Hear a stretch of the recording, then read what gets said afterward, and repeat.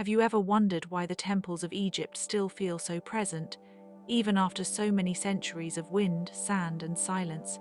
Good evening and welcome back. Tonight, we're going to take a slow, unhurried look at those ancient places of stone, where people once brought offerings, spoke prayers, carried incense, and moved through sunlit courtyards with careful steps. We'll wander through the great temple complexes, the smaller shrines, the carved halls, and the quiet spaces that once held both ceremony and daily work. If you enjoy these gentle journeys through old places and old ideas, you can subscribe and come back whenever you'd like something calm to listen to. And if you feel like leaving a note, I'd be glad to know where you're listening from tonight, or what quiet topic you'd like to drift into next. So settle in comfortably and let the room around you become a little softer. Let the day loosen its grip. Tonight's story begins among limestone walls, painted columns, and the long memory of Egypt, where temples were never just buildings, but living parts of the land, the river, and the people who served them. To think about the temples of Egypt, it helps to begin very simply with the land itself. Egypt was shaped by the Nile, and the Nile shaped nearly everything in return. The river brought water, rich soil, travel, trade, and a repeating rhythm that people could trust. When the flood came, fields could be renewed. When the water receded, paths appeared again. Life there was never separated from the river for very long. The temples rose inside that world. They were not hidden away in some separate realm. They belonged to the landscape. Some were built close to the riverbank so that boats could arrive with offerings, priests, goods, and visitors. Others stood farther inland, linked by processional roads, sacred lakes, and broad avenues of carved stone. The temple was a place you approached slowly. It was meant to be entered with attention. And because Egypt was so long, so stretched out from south to north, the temples also reflected distance. A temple in Upper Egypt could feel very different from one farther north. Some were vast and formal, others quieter, almost intimate by comparison. Yet they all shared a sense of order, straight lines, repeated columns, walls covered in scenes and words, doorways aligned with the sun, thresholds that changed the way a person felt as they moved through them. There is something calming in that kind of design. The ancients were thinking not only about beauty but about rhythm. A temple could guide the body as much as the mind. You walked from open brightness into shaded courts, then deeper into dimmer halls. The air changed, the sound changed, the light changed. Even now in ruins, that progression can still be felt. The Egyptians thought carefully about beginnings, boundaries, and renewal. A temple marked all three. It was a place where the divine could be approached, but not casually. There were layers of access, outer spaces for some people, inner spaces for a select few, and at the very center often a small shrine that held the cult image of a god or the symbolic presence of one. For most visitors, the innermost chamber would remain out of reach. That was part of the power of the place. Mystery did not have to be loud. It could be quiet, structured, and deliberate. The temple invited you to imagine what lay beyond the doors you could not open. If you stood before one of these buildings in ancient times, you might first notice the pylons, those broad entrance towers that framed the approach. They often looked like split mountains or protective markers, solid and ceremonial. Between them, the visitor passed into a defined space. Beyond that might lie courts open to the sky, then columned halls, then dim sanctuaries. Each step inward felt like a smaller world, and because light was so carefully managed, the experience could be deeply memorable. Egypt's sun is intense, and to move from glare into shade is to feel a kind of relief. In a temple, that contrast was not accidental. It shaped the mood of the journey. The bright outer spaces suggested the public world. The darker inner chambers suggested nearness to the divine, or at least nearness to the hidden center of things. Many temples also included inscriptions and scenes that showed the king offering to the gods. This was not merely decoration. It was a statement about relationship and responsibility. The ruler maintained harmony. The gods sustained the land. The temple was one of the places where that relationship was made visible again and again. And so, as we move slowly through these ancient spaces tonight, it is worth remembering that the temple was not only a monument, it was an active part of Egyptian life, a place where the sacred and the practical met, where ceremony and administration could sit side by side, and where the rhythm of a civilization could be felt in stone. Some temples, especially in the later periods, became enormous. Think of Karnak with its sprawling precincts and generations of additions. It was not built all at once. It grew like a long memory. Each ruler left a trace. Each dynasty inherited a place already thick with meaning. To walk there, even in imagination, is to notice how Egypt valued continuity. A wall might be reused, a block might be repurposed, an older inscription might remain visible under newer work. Time did not always erase the past, sometimes it absorbed it. That layered quality gives the temples a special calm. They do not feel like single gestures, they feel like long breathing.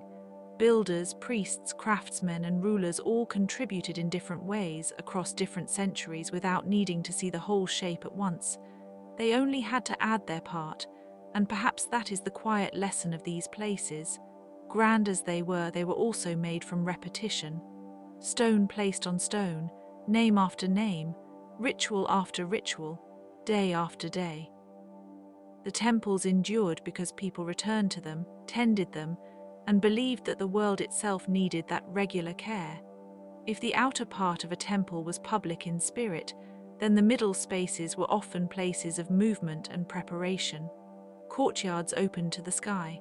Colonnades cast patterned shadows. Smaller halls connected one zone to the next. People might gather there for festivals, processions, prayers, or practical business tied to the temple economy. Yes, temples were spiritual places, but they were also organized institutions.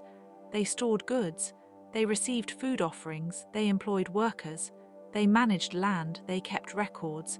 In Egypt, a temple could be a center of administration as well as devotion. That can be easy to forget when we picture only the stillness of ruins. Imagine the daily rhythm: bakers preparing bread, brewers making beer, gardeners tending plants for ritual use, scribes counting supplies, artisans repairing objects, priests changing garments and preparing for ceremonies. A temple was alive with routines. Not all were visible to the public, but they gave the place its continuity. Offerings were central. Bread, beer, incense, flowers, oil, linen, livestock, fruit, and other goods could be presented to the gods. These offerings were not casual gifts. They were part of a system of exchange, care, and reverence. What was given to the divine was often redistributed, at least in some form, among the temple staff and dependents. Sacred life and daily survival were closely linked. That practical side helps explain why temples mattered so much.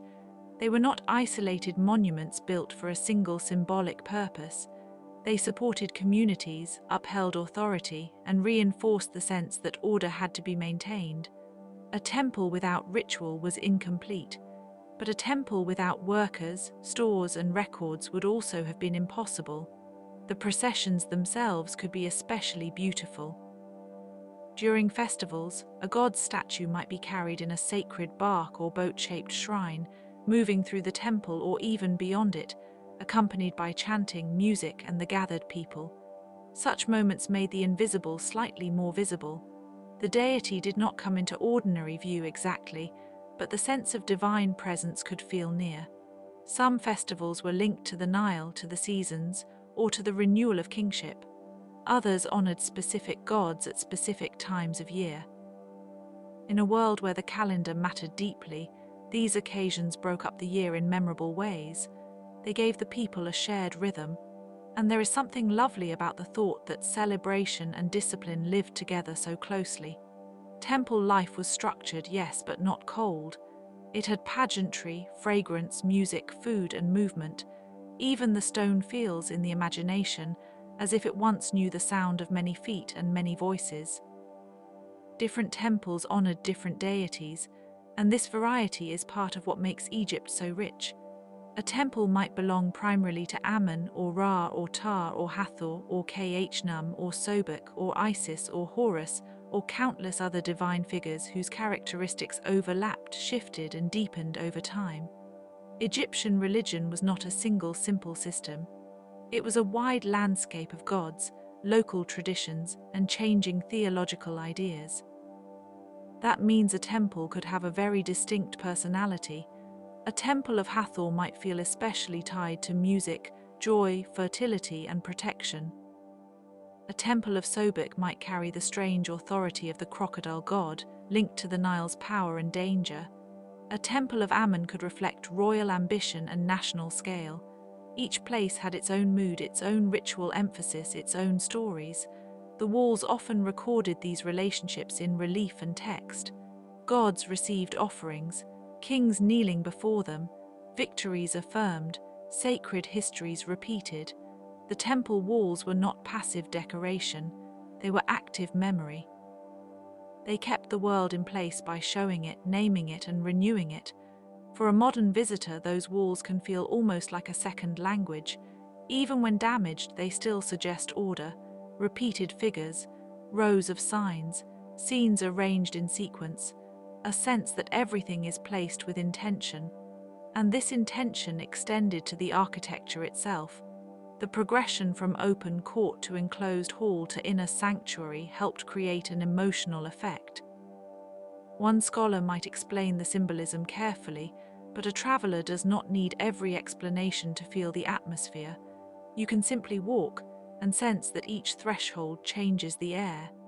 One of the quiet marvels of Egypt's temples is how long some of them remained in use. A single site might begin in one era, receive additions in another, and still be active after the world around it had shifted in many ways. That kind of continuity is rare. It means the temple was more than an object. It was a habit of civilization. And yet, because temples were so important, they were also vulnerable.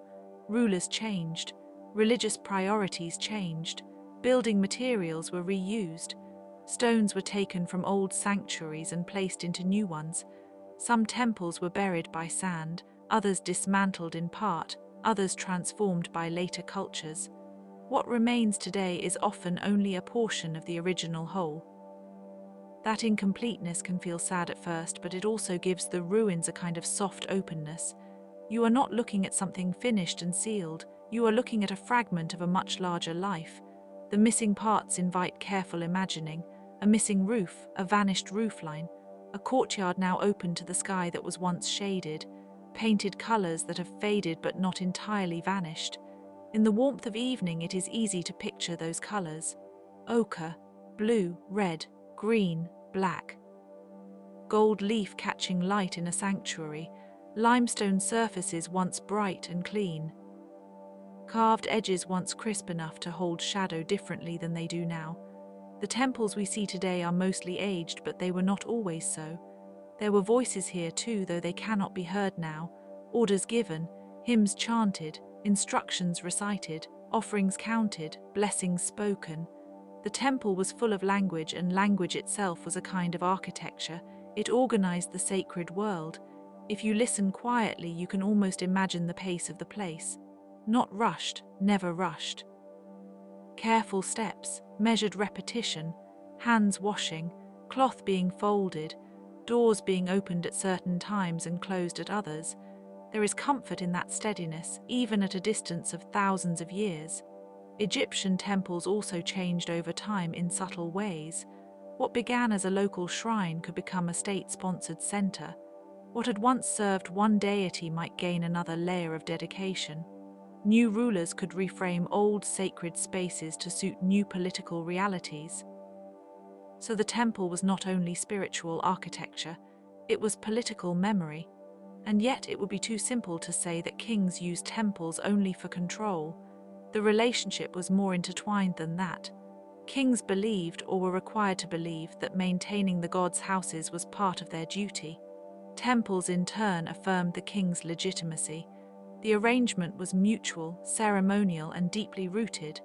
There is a calm beauty in that reciprocity when you look at it from a distance. Each side reinforces the other. The ruler sustains the gods' temples, and the gods sustain the world that the ruler governs. The temple becomes a hinge between earthly authority and cosmic stability. Many temples also displayed long lists of titles, offerings, and mythic scenes related to the deity's powers. The inscriptions could be dense, but to ancient readers they were alive with meaning. They preserved divine genealogy, ritual instruction, sacred victories, and the careful naming of qualities and epithets. To modern eyes, these texts may appear repetitive at first, but repetition can be a feature, not a flaw. Repetition was one of the ways the Egyptians emphasized stability. The same names, the same offerings, the same actions renewed over and over. A temple was a place where nothing important was left to improvisation. Still, there must have been quiet moments within those spaces. Perhaps early morning, before the day's activity fully began. Perhaps after a ceremony when the attendants had moved on. In imagination, the inner chamber can feel like a held breath, stone cool from the night, the scent of incense lingering, a shaft of light touching a carved figure and then moving on. It is worth pausing on the strangeness of the cult statue itself. For many modern listeners, the idea may seem distant, but for the Egyptians, presence was not always abstract. A divine image could be treated as one focal point among many. It was cared for, dressed, fed symbolically, and moved in rituals. The statue's power lay in relationship and ritual context. That helps explain why temples mattered so much to the emotional life of the culture. They were not simply buildings with a belief attached. They were arenas in which belief was enacted, renewed, and made tangible. A temple was a kind of slow conversation between humans and gods, conducted in gesture and form. And this conversation was never entirely hidden from the world outside. On festival days, people might gather in expectation. The god might emerge in procession. The temple would open itself in part to the wider community. In those moments, the boundary between hidden and visible softened for a while. Still, the innermost sanctuaries retained their privacy.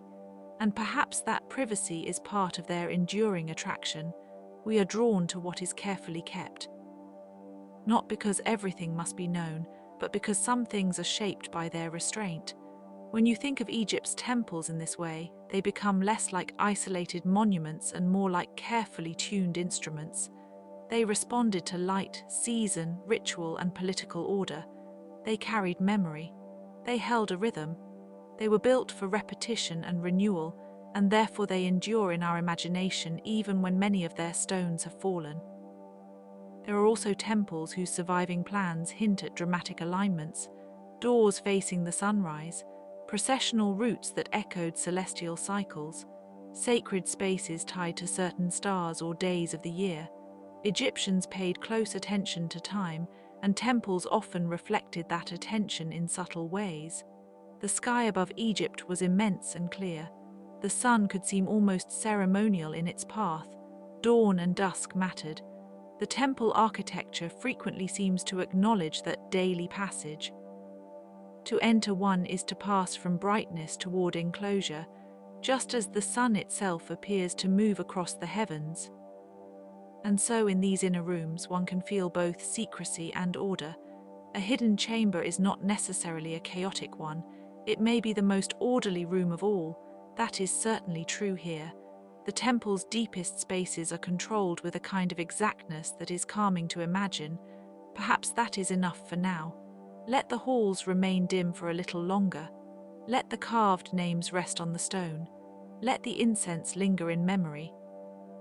And when we are ready, we can step back out into the warm light and consider the people who built, painted, and repaired all of this over such a long span of time. No temple appeared by magic, even if it was meant to house the divine. It took quarry workers, transport teams, masons, sculptors, painters, planners, and laborers. It took management. It took time. And because the projects could span years or decades, sometimes even generations, temples were often the result of coordinated patience. Egyptian builders understood stone in a practical and expressive way. They knew how to cut blocks, how to fit them, how to align them, and how to shape surfaces for relief and inscription. They also understood how to make a wall speak. A blank surface was not left blank if it could carry meaning. Every available plane might become part of the temple's voice. Quarries could lie far from the temple site. This meant that stone had to be moved across land or water, depending on location and season. The logistics were enormous, yet Egyptians had the advantage of the Nile, a kind of ancient transport corridor that connected different regions and helped make such ambitious construction possible. The same river that nourished fields also carried building materials. That connection feels almost elegant. The life of the land helped shape the sacred architecture of the land. Nothing stood entirely apart. Artisans played a crucial role in making the temple feel alive. The carving of a relief was not just technical. It required knowledge of iconography, ritual purpose, and proportion. Colors had meaning, positions mattered. Hands, crowns, staffs, feathers, eyes, and signs all had to be placed with care. A painter and a scribe were in different ways, collaborators in the temple's message. There is something soothing about thinking of a workshop where people repeated these tasks with concentration. A sculptor smoothing a surface, a painter laying down mineral pigments, an assistant mixing materials, a scribe checking text, a foreman reviewing the work. The temple was a great collective project, and every stage depended on attention. Many of the craftsmen who worked on temples were not anonymous to their contemporaries, even if their names are now mostly lost to us. Some lived in communities organized around royal or temple work. Others moved between sites. The famous village of Deir el-Medina, associated with the tomb builders of the Valley of the Kings, reminds us that skilled workers formed distinctive communities with their own routines and traditions. Temple work and tomb work were not identical, but they belonged to the same broad world of skilled ancient labor. The people who supplied a temple also mattered: farmers growing grain, fishermen bringing food, herdsmen tending animals, carriers moving jars, baskets, and linens. The temple's apparent stillness depended on a great deal of movement elsewhere. Behind every serene court was an economy of effort. One can picture storage rooms filled with jars, stacked offerings, tools, and carefully labeled goods. One can picture scribes writing on ostraka or papyrus. One can picture archives, inventories, and records of donations. All of this feels very far from the mystical image of a temple, and yet it is part of what made the sacred place durable. In some cases, rulers expanded temples to proclaim their own authority. A new pylon here, a new statue there, a new court or obelisk or chapel. These additions were not only practical improvements, they were statements. The ruler saw himself or herself in some cases as a patron of divine order. The temple became a visible record of political piety. And because later rulers often built over earlier work, the temple landscape could become layered in a surprisingly intimate way. A block from one reign might be reused in another. An inscription might be partially cut away and replaced. New reliefs might obscure older ones.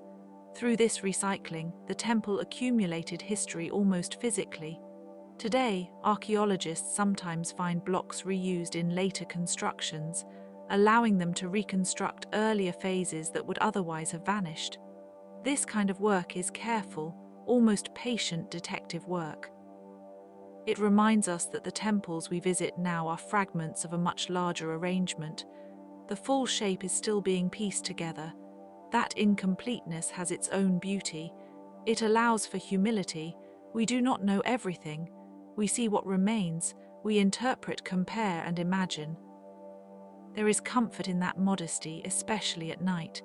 The past does not need to be fully conquered in order to be appreciated. Some temples were decorated with scenes of royal victory, but even these are often less about bloodshed than about cosmic order. The king defeats chaos, restores balance, and offers thanks to the gods. Again and again, the temple records the same broad idea from different angles. The world is made right. The world is made right again. To a modern listener, this can feel repetitive, but in the ancient context, repetition was reassurance.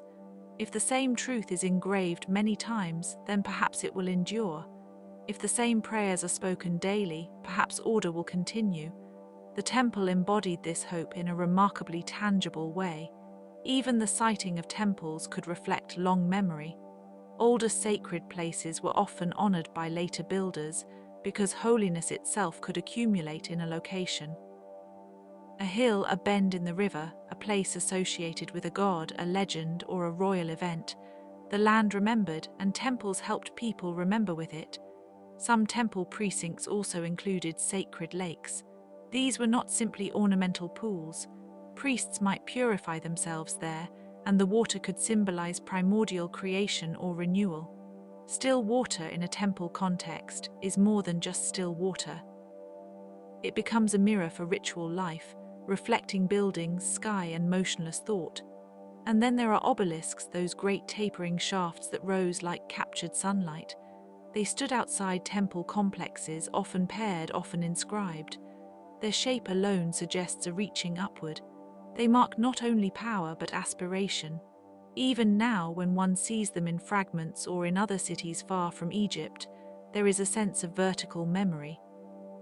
The stone sphinxes that sometimes lined processional ways are another reminder that Egyptian temples were designed as journeys. The path itself mattered. You did not simply arrive, you approached. The act of approaching was part of the meaning. Processional avenues could be long, flanked by statues of lions, rams, or other sacred creatures. Festivals may have moved along these paths in a slow, formal rhythm. To imagine it is to imagine the temple becoming mobile for a moment, extending its presence outward through ceremony and crowd. But for most of the year, much of the temple's life was quieter than that. Daily offerings, maintenance, record-keeping, and ritual repetition formed the background hum.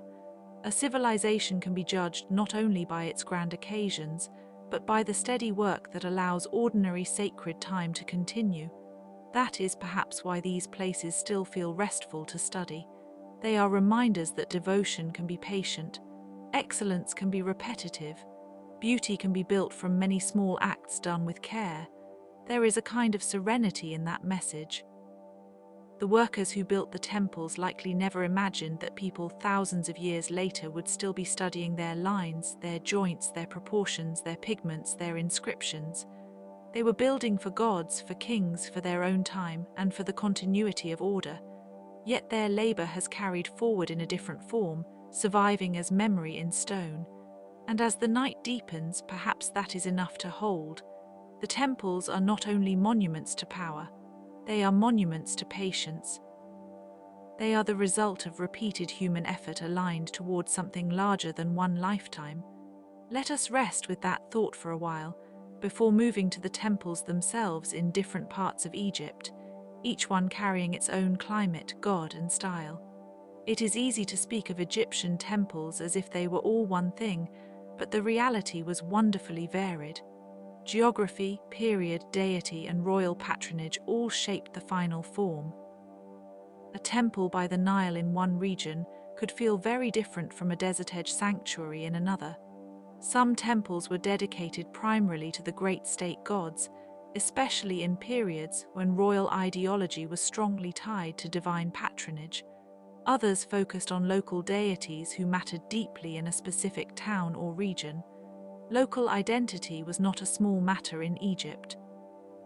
A god tied to one place could have a richly developed cult center there, with festivals, processions, and sacred myths that made the city distinct. Hathor, for example, often carried associations with music, beauty, fertility, and joy. Temples dedicated to her could feel especially graceful in their imagery. Dendera is one of the best-known examples, with its beautiful surviving structures and ceiling decorations. Even when one does not know every detail, the name itself suggests a temple of remarkable richness. At Komombo, the temple famously honored two deities in parallel, Sobek and Horus the Elder, making its layout especially interesting. The very duality of the place reflects the Egyptian talent for balancing powers rather than simplifying them away. One could have paired shrines, paired themes, paired associations. Contrast and complement were both deeply Egyptian ideas. Then there is Philae, with its association with Isis and its remarkable later history. The temple island itself feels almost like a gathering of water, stone, and devotion. Its beauty lies partly in the way it sits amid the river landscape. A temple can be more than architecture. It can be a placement, a relationship with water and light. Abu Simbel is famous for the colossal statues cut into the rock, an astonishing example of monumental presentation. It is hard not to feel the power of those seated figures, calm and enormous, gazing outward. Here the temple is not only built on the landscape, it is carved from it. The mountain becomes a sanctified image. And of course there is Luxor Temple, Karnak, Edfu and many others, each with their own history and atmosphere. Some places are admired for scale, others for preservation, others for unusual iconography, others because they survived in a condition that helps us imagine the ancient world more clearly. If you visit these sites in the mind, you may notice how each one has a distinct rhythm. Karnak feels expansive and layered, like an archive of ambition. Luxor Temple feels ceremonial and processional. Edfu is often praised for its completeness and the clarity of its architecture. Dendera feels richly ornamented, almost intimate despite its size. Philae is entwined with water and relocation in the modern era. Abu Simbel carries colossal stillness. There is no need to rank them. They are different moods of a civilization, different expressions of the same deep impulse, to build for the gods, for the state, for memory, and for the maintenance of a meaningful world. Egypt's temples also changed between the Old Kingdom, Middle Kingdom, New Kingdom, Late Period and Greco-Roman era. Each age had its own emphasis. Some periods favored greater monumentality. Others saw revival, reinterpretation, or new forms of decoration and ritual. Under later rulers, Egyptian temple traditions could blend with foreign influences while still remaining recognizably Egyptian. That long continuity is one of the reasons the temples remain so compelling. They are not the product of a single moment. They are the accumulation of many centuries of adaptation. In a way, they are ancient but never simple. One quiet detail that often stays with people is the way temple surfaces were once painted. We tend to imagine Egyptian stone as bare and sandy, but much of it would have been brightly colored. Blues, reds, yellows, greens, and black lines would have animated the carvings. The temples would not have looked like pale ruins at all. They would have seemed more alive, perhaps even more ceremonial. Imagine sunlight hitting those colors. Imagine the contrast between the warm exterior and the painted interior. A temple that now looks severe may once have been vivid, almost startling in its richness. That thought can change how the ruins feel. They are not only what remains, they are also what has faded. The climate of Egypt helped preserve stone better than many other materials, but it also left temples exposed to wind, human reuse, and the long motion of political change. Some temples were swallowed by later building, some were dismantled for materials. Some were hidden by sand until rediscovery. The results are fragmentary, but the fragments are still eloquent. And even when a temple is largely ruined, its ground plan can tell a story. The arrangement of courts and sanctuaries, the orientation, the axis, the relation to river, desert, or city. These patterns speak quietly. One only has to stand still and notice them. A temple was never only about one god in one abstract sense. It was also about place. The way the building catches morning light, the way wind moves through columns, the way a procession would have traveled, the way the wall protects an inner chamber from the heat. In Egypt, sacred architecture was always environmental as well as symbolic. This makes the temples especially pleasant to imagine at night. Heat, light, and shadow were so important to them. They remind us that architecture can create a kind of weather of its own. Not actual weather, but felt weather. The coolness of stone. The dimness of a hall. The brightness of a courtyard. The stillness after a ceremony. And because the temples were so closely tied to royal and religious power, they also attract layers of interpretation. Historians look at inscriptions. Archaeologists trace building phases. Epigraphers study texts. Conservators examine pigments and stone decay. Each discipline opens a different room, as it were, in the same large house. But for a bedtime journey, we do not need to hurry among technical terms. We can simply appreciate the broad shape. These temples were many things at once: sacred houses, civic centers, storehouses, archives, theaters of procession, markers of kingship, records of artistry, anchors of place. They were built for the living, the divine, and the remembered dead. In their diversity, they tell us something gentle about civilization itself. Human beings do not make meaning in only one way. They make it through form, repetition, location, and care.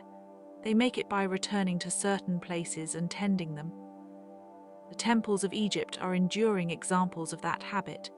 Let us linger with them a little longer, and then move outward to the people who came as visitors, worshippers, workers, or pilgrims, carrying their own hopes into these stone enclosures. Not everyone who came near a temple would have entered it in the same way. Some came for major festivals. Some came to offer prayers. Some came seeking healing, guidance, or favor. Others came on business connected to the temple economy or the surrounding settlement. The temple edge was a meeting place, even when the inner sanctuaries remained restricted. A person arriving at a major temple might first encounter the processional avenue, the pylons, the outer court, and the gathering of other people. There could be noise there, but not the noise of disorder. More likely it was the low murmur of a meaningful crowd. Vendors, attendants, travelers, families, and officials all sharing the same sacred geography. The ancient Egyptian world did not separate the sacred from the ordinary as sharply as some modern cultures do. A person might bring a request for healing, a petition for divine help, or an offering of thanks. The temple was a place where those everyday concerns could be set beside cosmic ones. In some later periods, especially under Greco-Roman influence, certain temples also became associated with pilgrimage in a more explicit sense. People traveled to revered sites because the place itself was thought to matter. A sacred island, a famous oracle-like setting, a festival route, a renowned shrine. The journey was part of the experience. One can imagine the slow arrival of boats on the Nile, the unloading of supplies, the sound of footsteps on stone, the smell of river water mixed with dust and incense. Egypt's river culture made temple access feel fluid. Water, more than roads alone, linked many places. The temple perimeter itself often served as a transitional zone, open space for gathering. Walls that separated the ordinary settlement from the ritual interior, smaller chapels or kiosks where visitors might pause. Even the edge of the temple was carefully made. This is one reason the temples feel so architectural and so human at once. They are designed not just for gods, but for the movement of bodies. People waiting, people entering, people turning, people looking upward at inscriptions they might or might not be able to read. The temple teaches attention by inviting a slower pace, and because the spaces were structured, they could also create a sense of hierarchy without saying it outright. The nearer one got to the inner sanctuary, the fewer people were allowed to proceed. The building itself communicated access and distance. That arrangement must have been felt physically. There may have been a slight tension in standing at the threshold of a holy place, curiosity and restraint. Desire to see more, but awareness that not everything is meant for public eyes.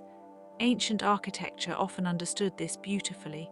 The temple could be generous and restrictive in the same breath. Children, elders, local workers, nobles, priests, craftsmen, and travelers may all have encountered the outer temple world differently. The same stones held different meanings depending on one's role. For some, the temple was a sacred duty. For others, a place of employment. For others, a source of hope, awe, or memory. And like many sacred places, temples could become associated with stories that were not entirely fixed. A shrine might be linked to a mythic event, a divine birth, a royal victory, or a local legend.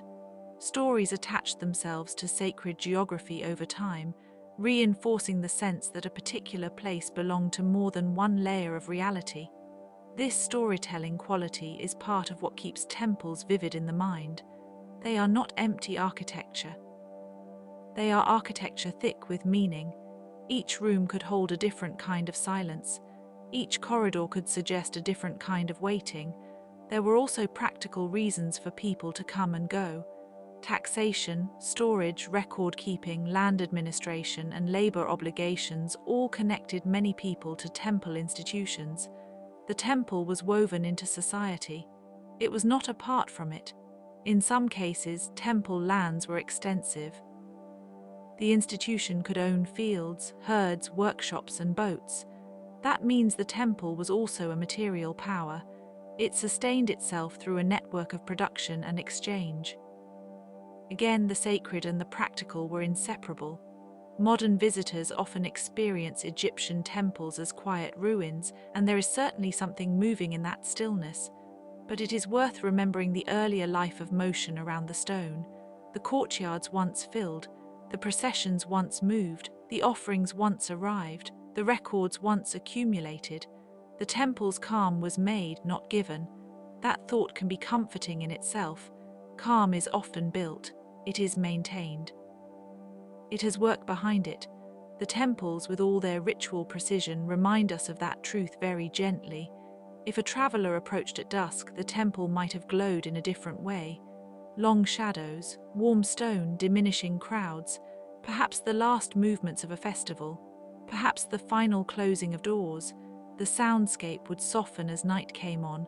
A sacred place can feel especially deep at that hour. There is another beautiful detail to consider. Many temple facades were enormous, but the human scale inside could still be sensed through ritual action and repeated movement. The great stone did not erase the individual.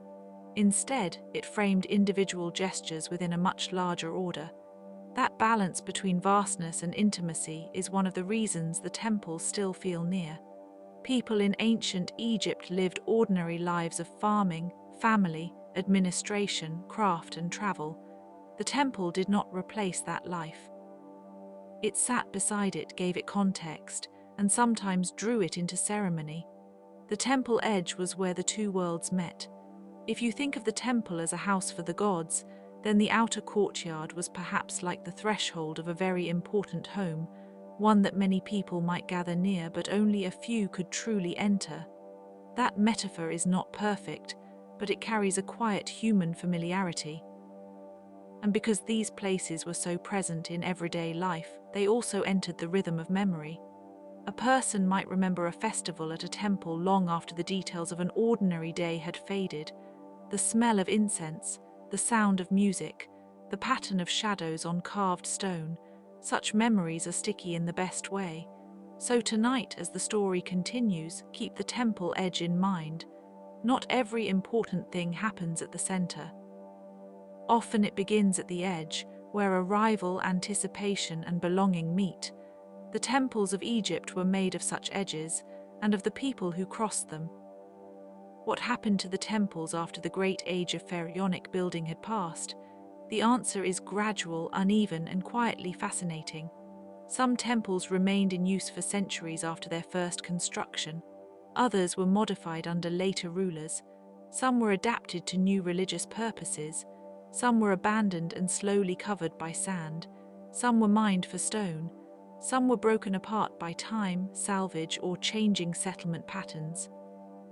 That long afterlife means the temples were never frozen in a single moment. They moved through history just as people do, though much more slowly. A temple could outlive dynasties, languages, and regimes. It could survive in altered form, still standing in some place while the world around it had become very different. When Christianity spread through Egypt, some temples were gradually abandoned or repurposed. Later, other structures arose nearby or within them. In some places, ancient stone was incorporated into new buildings. The old sacred landscape did not disappear overnight. It became layered with new meanings. Islamic Egypt, too, inherited the physical presence of these older monuments, even if the religious context had changed. The temples remained as part of the land's deep visual memory. Travelers, scholars, and local residents continue to encounter them in various states of preservation. In the modern era, archaeology, conservation, tourism, and national heritage efforts brought renewed attention to these places.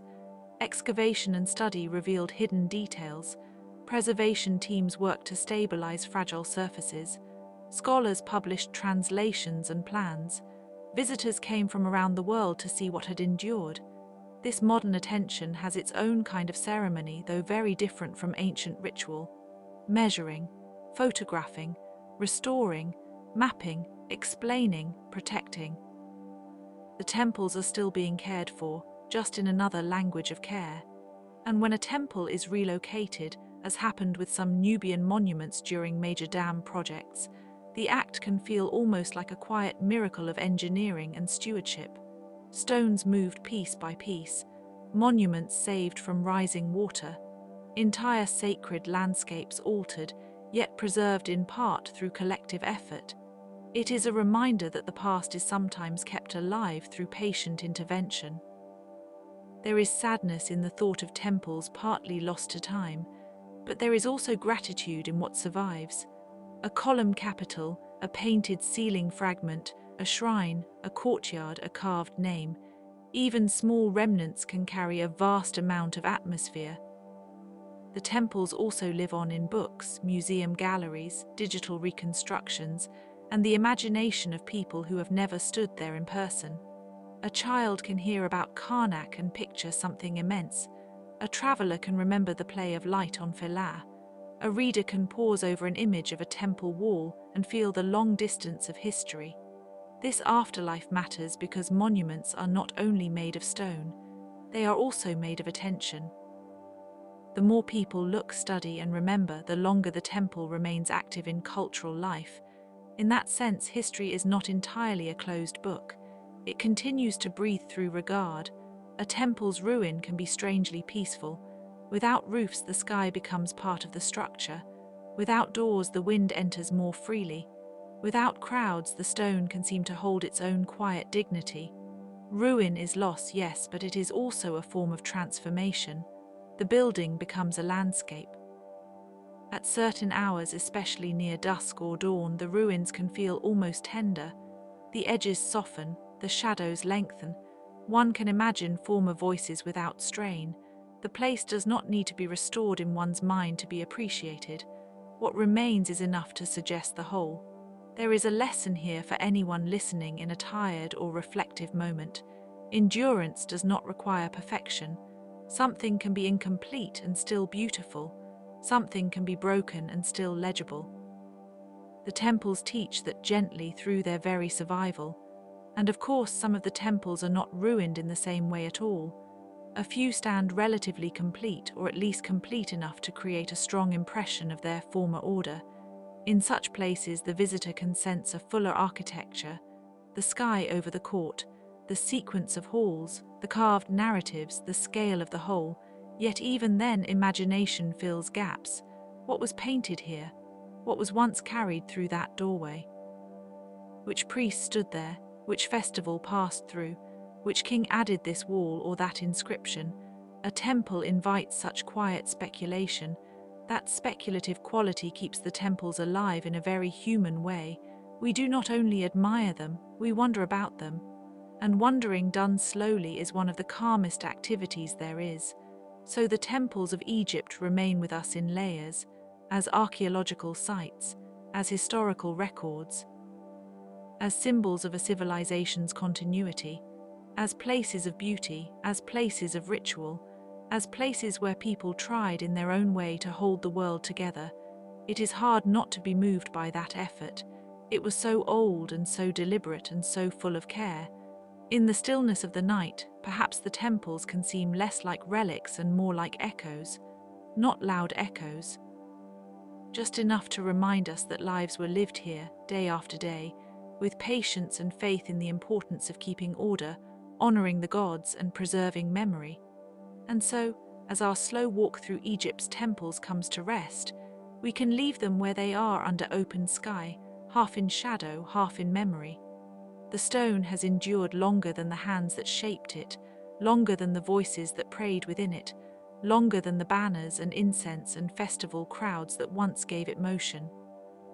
But in another sense, those things have not disappeared entirely. They remain in the patterns carved into the walls, in the surviving plans, in the names of gods, and in the careful attention of everyone who still pauses to look. There is something deeply restful about that, a civilization speaking in stone, not to hurry us but to invite us to slow down, courtyard by courtyard, hall by hall, offerings, processions, thresholds, and quiet chambers, a world arranged with care. Now let the temples drift a little farther away. Let the sand settle. Let the river keep moving. Let the night grow softer around you.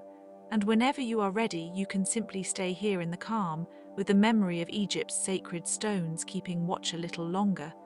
There is also the long human story around the temples, the ordinary life that moved beside sacred architecture without always appearing in the official record.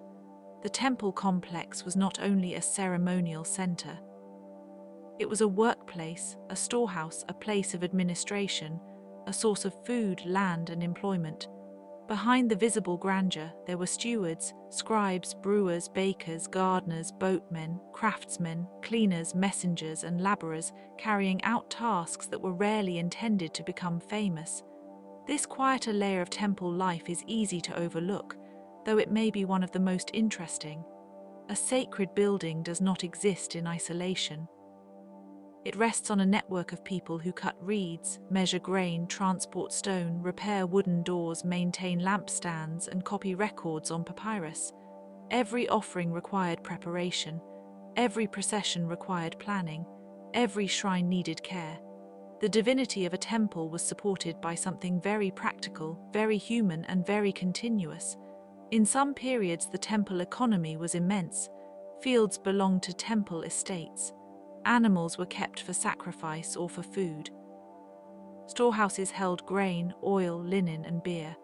Priests and officials managed time, calendars, inheritance, and the distribution of goods. A temple could resemble a small city of its own, not in the noisy sense, but in the sense of being a complete organism. It had mouths to feed, walls to maintain, archives to preserve, and rituals to keep in motion. And because Egypt's history spans so many centuries, the role of temples changed with time. What was once a royal foundation could become a regional center. What had been newly built could later be expanded, altered, restored, or partly dismantled. New dynasties reused older foundations. Later rulers inscribed their names over earlier ones. Foreign influences arrived and blended into the sacred landscape. Yet through all of it, the essential idea remained, the temple as a place where order met mystery. There is something very calming in that balance. The Egyptians did not seem to imagine the sacred as vague or distant. They built it, they planned it, they measured it carefully, they gave it walls, ceilings, and thresholds. At the same time, they populated it with invisible powers, divine presences, and stories that could not be fully contained by stone. The result was a civilization that seemed to know that the unseen might need architecture, and that architecture might need meaning. To walk through the remains of a temple today is to move through those old layers of intention. A corridor may once have been dim and scented with incense. The light would have entered differently then, filtered through gateways and open courts. The walls would have looked brighter because color used to cover so much of the surface. Reds, blues, greens, yellows, and black outlines gave life to the carved scenes. Even the shadows would have had a clearer shape. In the modern ruin, we often see only the stone beneath. But if one looks slowly, the mind begins to reconstruct the lost radiance. That reconstruction is not a matter of fantasy alone. Archaeology often reveals traces of what the temples once were. Pigment remains in sheltered areas. Inscriptions preserve names and ritual formulas. Fragments of statuary, broken doorways, and fallen columns help complete the picture. Sometimes a block reused in a later building carries an older carving on its back or underside, hidden for centuries. A temple may therefore contain not only its visible face, but several concealed histories tucked inside its own fabric. Some temples were connected to specific gods in specific towns, and each divine center had its own local character. A god worshipped in one place might be understood somewhat differently in another. The same deity could be seen as solar, protective, healing, distant, or intimate, depending on the regional tradition and the era. This flexibility is one reason Egyptian religion remained so durable. It was not a rigid thing made of a single idea. It was a living landscape of associations, myths, and functions. The temples were where those meanings became visible. Take, for instance, the great temple at Karnak, which grew over many generations until it became one of the most extensive sacred complexes ever built. It was not assembled in a single burst of design. It was added to, enlarged, enclosed, and enriched by successive rulers across a long span of time. There are pylon gateways, courts, sanctuaries, obelisks, statue rows, and column halls. One can sense the ambition of the many hands that shaped it. Each addition responded to earlier structures, as if the temple itself were participating in a long conversation across centuries. The great hypostyle hall at Karnak is often remembered for its sheer scale, but it also rewards quiet attention. Its forest of columns can seem almost like an artificial papyrus marsh, with stone bundled into stalks that rise toward the ceiling. The tops of the columns once carried painted decoration. The light came down in narrow shafts. Walking there, a person might have felt very small, but not in a frightening way. Smallness can be restful when it is framed by order and beauty. One is not crushed by the space. One is held by it. There were sacred lakes at some temple sites as well, places where priests purified themselves and where ritual boats may have been launched or symbolically prepared. Water was essential to the rhythm of temple life. It cleansed, reflected, and marked the boundary between ordinary and sacred activity. In a hot and dry country, a basin of still water near the temple wall could feel like a pause in the landscape itself. It may have mirrored the sky and the columns at once, creating a double world of stone above and water below. The temple also existed within the great cycles of the Nile. The annual flood shaped not only agriculture but also thought. It brought renewal, fertility, and the promise that life could begin again after decline. Temples, in this sense, were not separate from nature. They were attempts to participate in its rhythm. The gods were invoked to sustain the proper flow of seasons, kingship, crops, and cosmic balance. Ritual was not merely symbolic. It was part of how order was maintained in the imagined structure of the world. Even the layout of a temple can be read as a gentle movement from public to private, from brightness to shadow, from openness to enclosure. Visitors who approached a temple would begin outside in the broader world, then pass through gates into courts, and then farther inward to more restricted spaces. The sanctuary, often deepest within, was the most intimate zone, the place where the divine image or sacred object rested. Not everyone entered every room. The temple therefore preserved degrees of nearness. It allowed for threshold and approach, which is a very human idea. We all understand rooms we can enter and rooms we can only imagine. There were also festivals that temporarily loosened those boundaries. Divine processions could carry statues beyond their normal resting places. Boats might move them along canals or from one temple to another. Crowds would gather. Music, movement, and public celebration would fill the roads and courtyards. The gods in those moments were not hidden away. They were present among the people, though still surrounded by reverence and care. A temple festival was both intimate and communal, a rare occasion when sacred life and public life touched each other directly. Some temples contained scenes of offerings to the gods, repeated in orderly rows along the walls. Bread, beer, cattle, lotus flowers, jars of wine, incense, and libations appear again and again. The repetition is peaceful rather than dull. It suggests continuity, the steady reoffering of life's necessities. In these scenes, a king may present gifts on behalf of the land, but the imagery also reflects a broader idea. That sustenance should be given back to the divine source from which it was thought to come.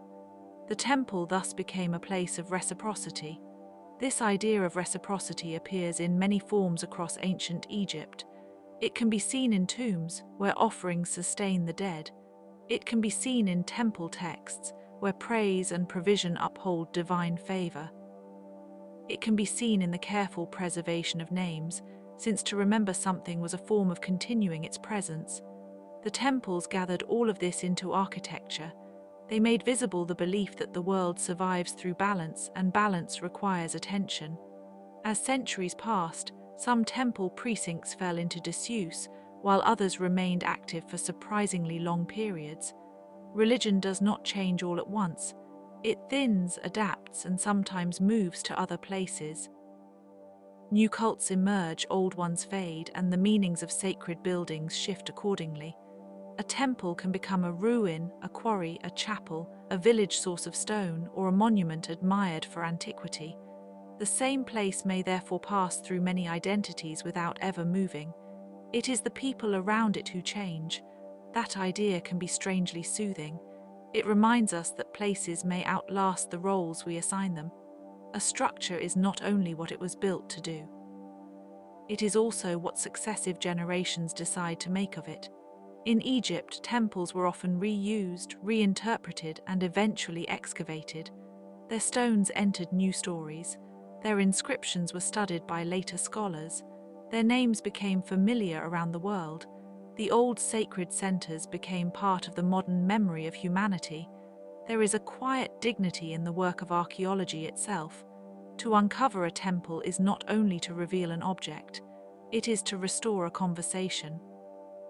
Each block removed from the sand, each inscription copied, each plan drawn by surveyors and historians adds to a slow and patient understanding. The past is not recovered all at once. It comes back in fragments. A broken lintel, a fallen statue base, a partially preserved column, a line of text naming a king, a painted eye from a destroyed figure. These fragments feel almost like murmurs. They ask to be noticed gently. And sometimes the most moving thing is a small detail. A child's toy found in a settlement nearby. A pot shard with a potter's mark. A graffito scratched by a visitor into a temple wall. A repaired crack in a statue. A later inscription placed beside an older one. These are the traces that remind us that temples were not only grand abstractions, they were part of lived experience. People passed through them, worked in them, feared for them, cared for them, and sometimes left their own brief marks in the stone. The lives around the temples were varied. Some were privileged, connected to priestly families or royal favor. Some were laboring lives, tied to the maintenance of estates and buildings. Some were learned lives, spent in scribal offices, ritual recitation, and the custody of sacred texts. Others may have lived nearby with only indirect contact, seeing the temple as a source of stability, employment, or protection. The temple touched many social layers without belonging wholly to any single one. It is also worth remembering that the temples were deeply local. Although Egypt is often imagined as a single unified ancient world, it was made of many towns, nomes, cult centers, river banks, and regional traditions. A traveler moving along the Nile would encounter different sacred landscapes at different points. Some were famous, others modest. Some later became well-studied, while others remain less known, their names surviving in texts but their remains only partly understood. The country was not a uniform page. It was a long sequence of places, each with its own rhythm. This locality gave the temples a sense of rootedness. A temple belonged to its district, to its god, to its annual cycles, to its surrounding fields and houses. It was not a detached monument meant simply for admiration. It was embedded in daily life. The bread baked for ritual might have come from nearby grain. The bricks for an enclosure wall might have been made by local hands. The festival music might have been played by town musicians who knew the god as part of their own civic identity. Sacred architecture and ordinary life met naturally in this way. And then there is the matter of time, which in Egypt can feel almost geological. Dynasties rose and fell. Kingdoms expanded and fractured. Temples were founded, renewed, defaced, restored, abandoned, and rediscovered.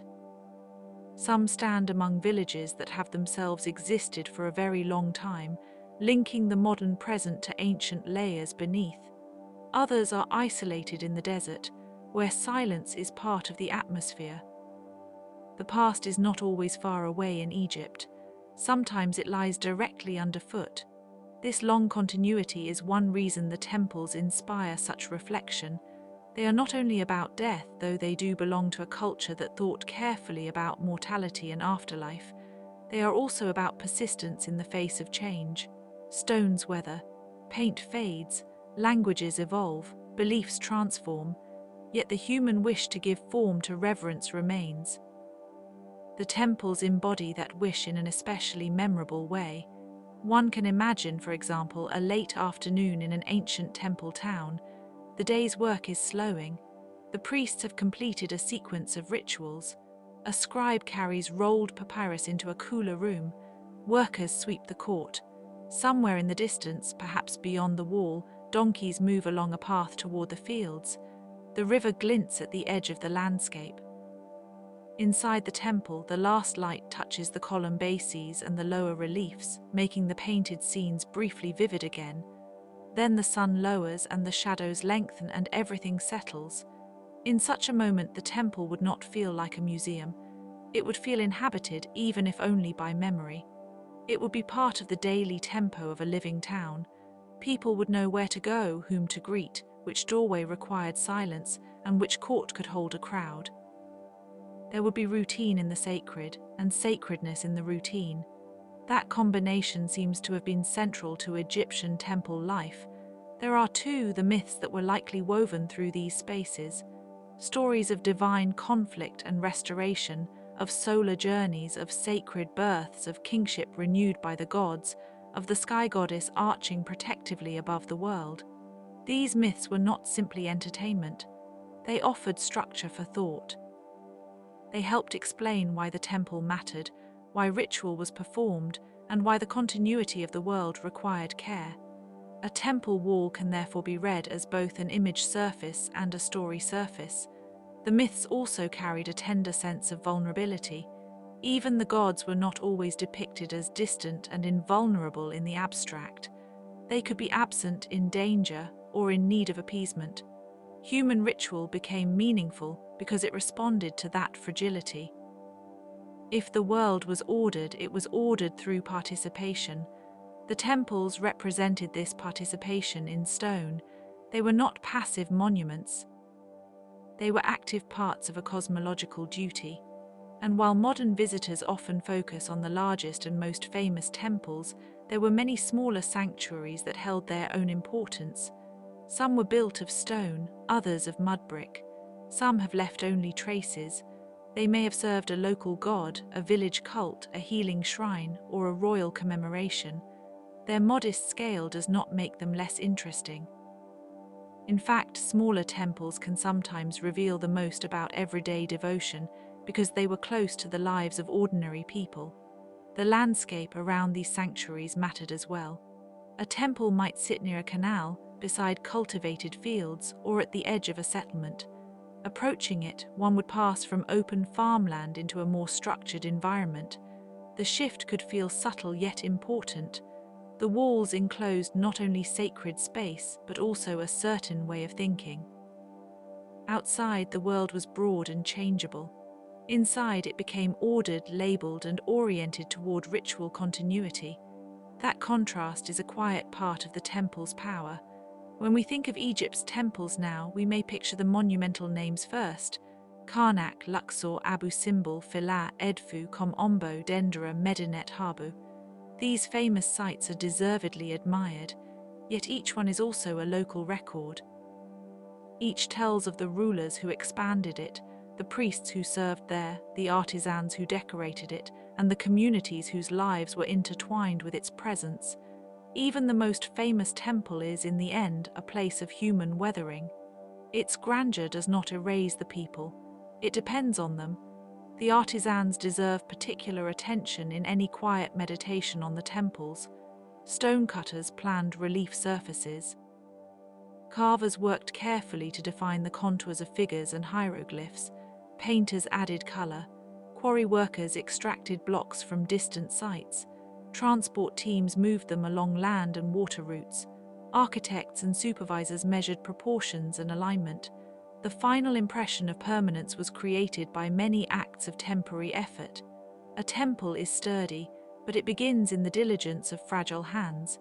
In ancient Egypt, craftsmanship often carried a spiritual dimension.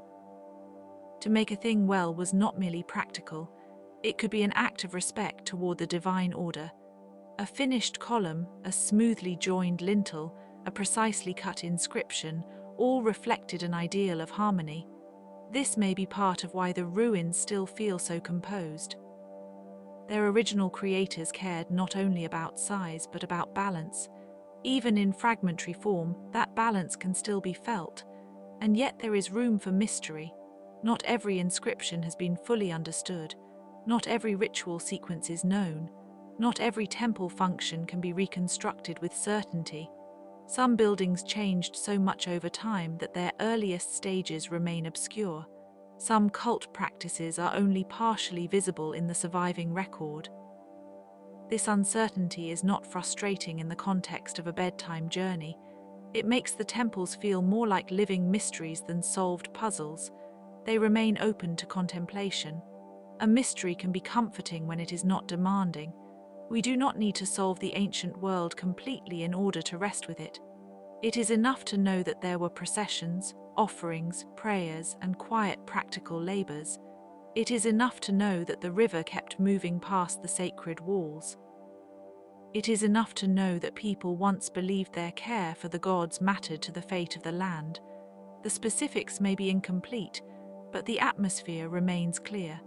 Some temples were aligned with celestial events or oriented in ways that reflected solar or seasonal significance.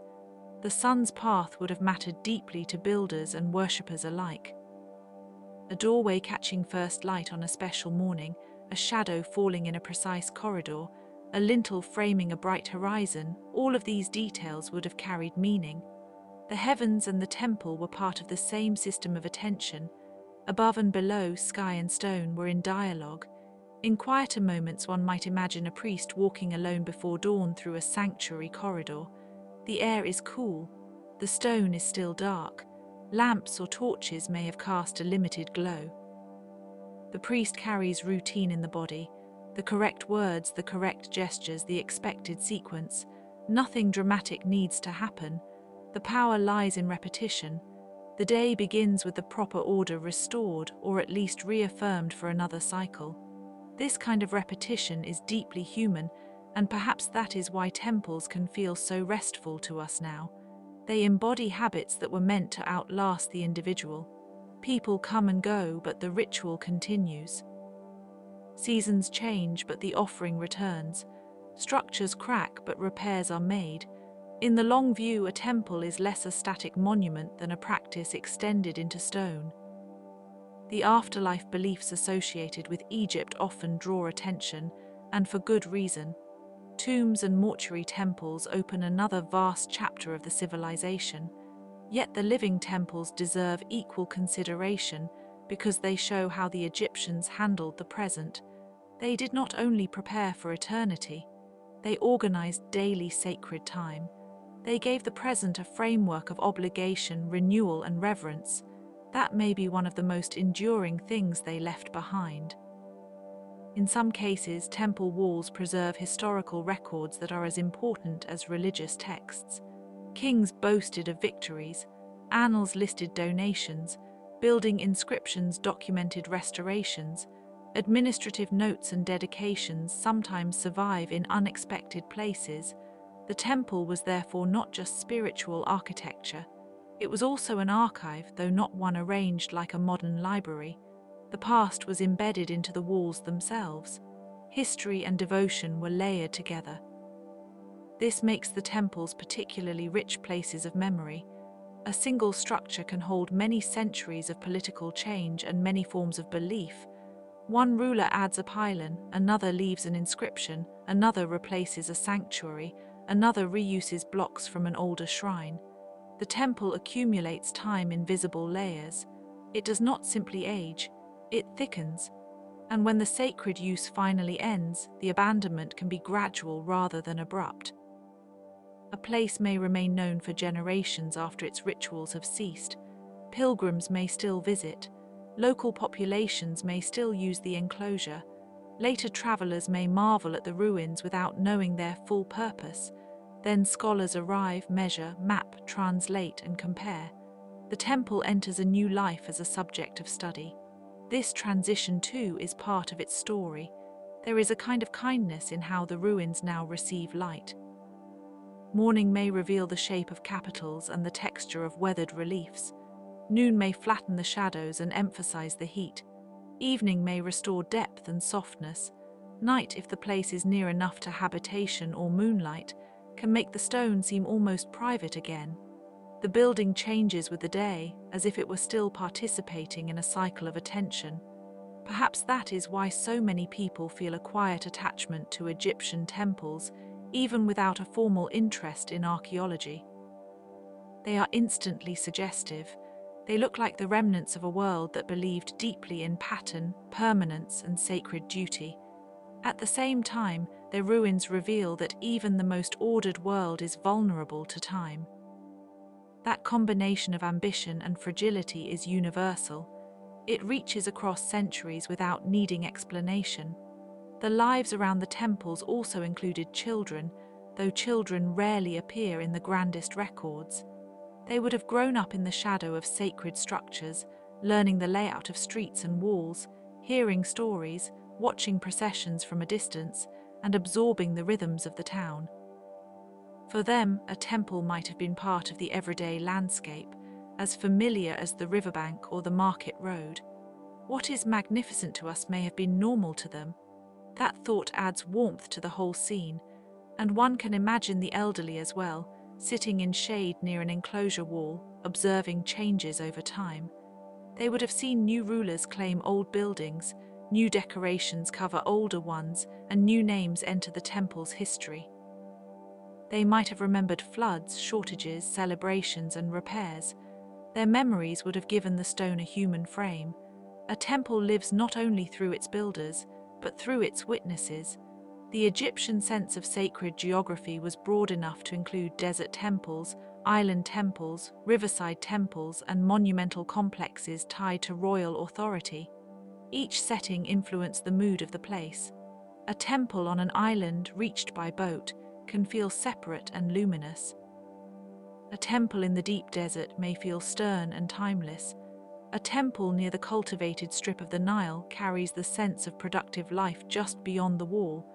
The landscape becomes part of the religious experience without needing to be explained. In all of this, silence remains a central feature. Not silence as emptiness, but as spaciousness. The temples invite a kind of listening that is rare in daily life. One listens not for modern traffic or speech, but for imagined footsteps, for the echo of bells or sistrums, for the soft scrape of sandals on stone, for the remembered cadence of prayers. The silence becomes inhabited, and so the temples continue to teach without urgency. They show how human beings once gave form to devotion.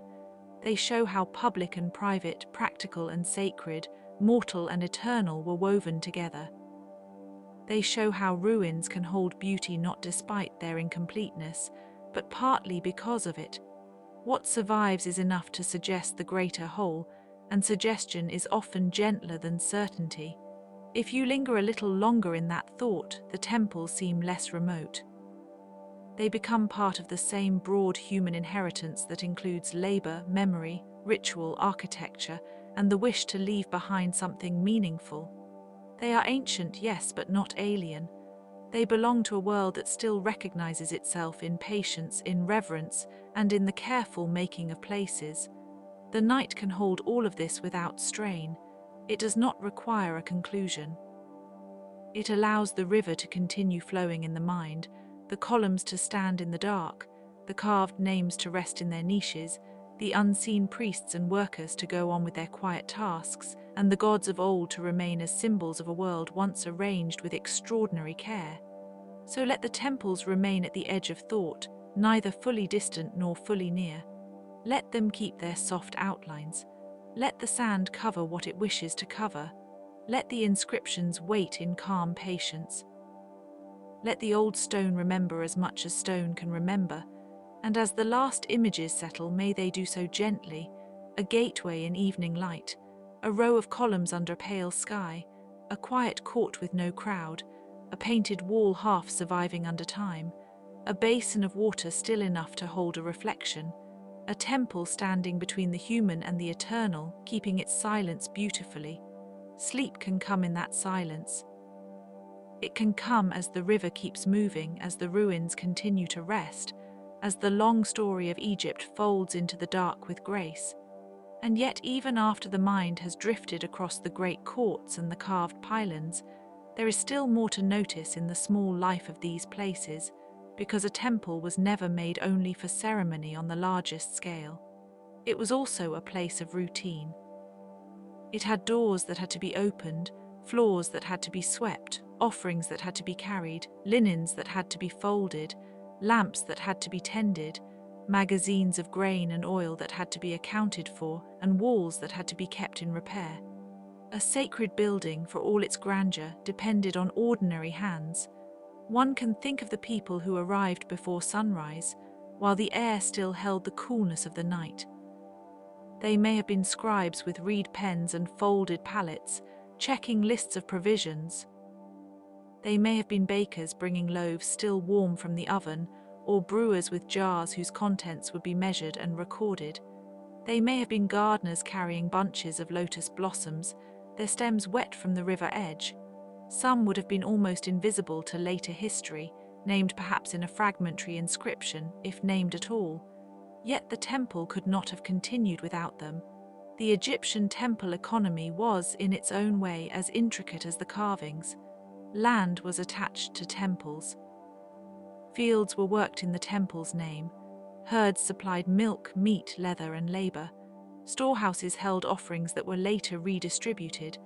The institution was religious, but also administrative, agricultural, and deeply tied to the flow of goods.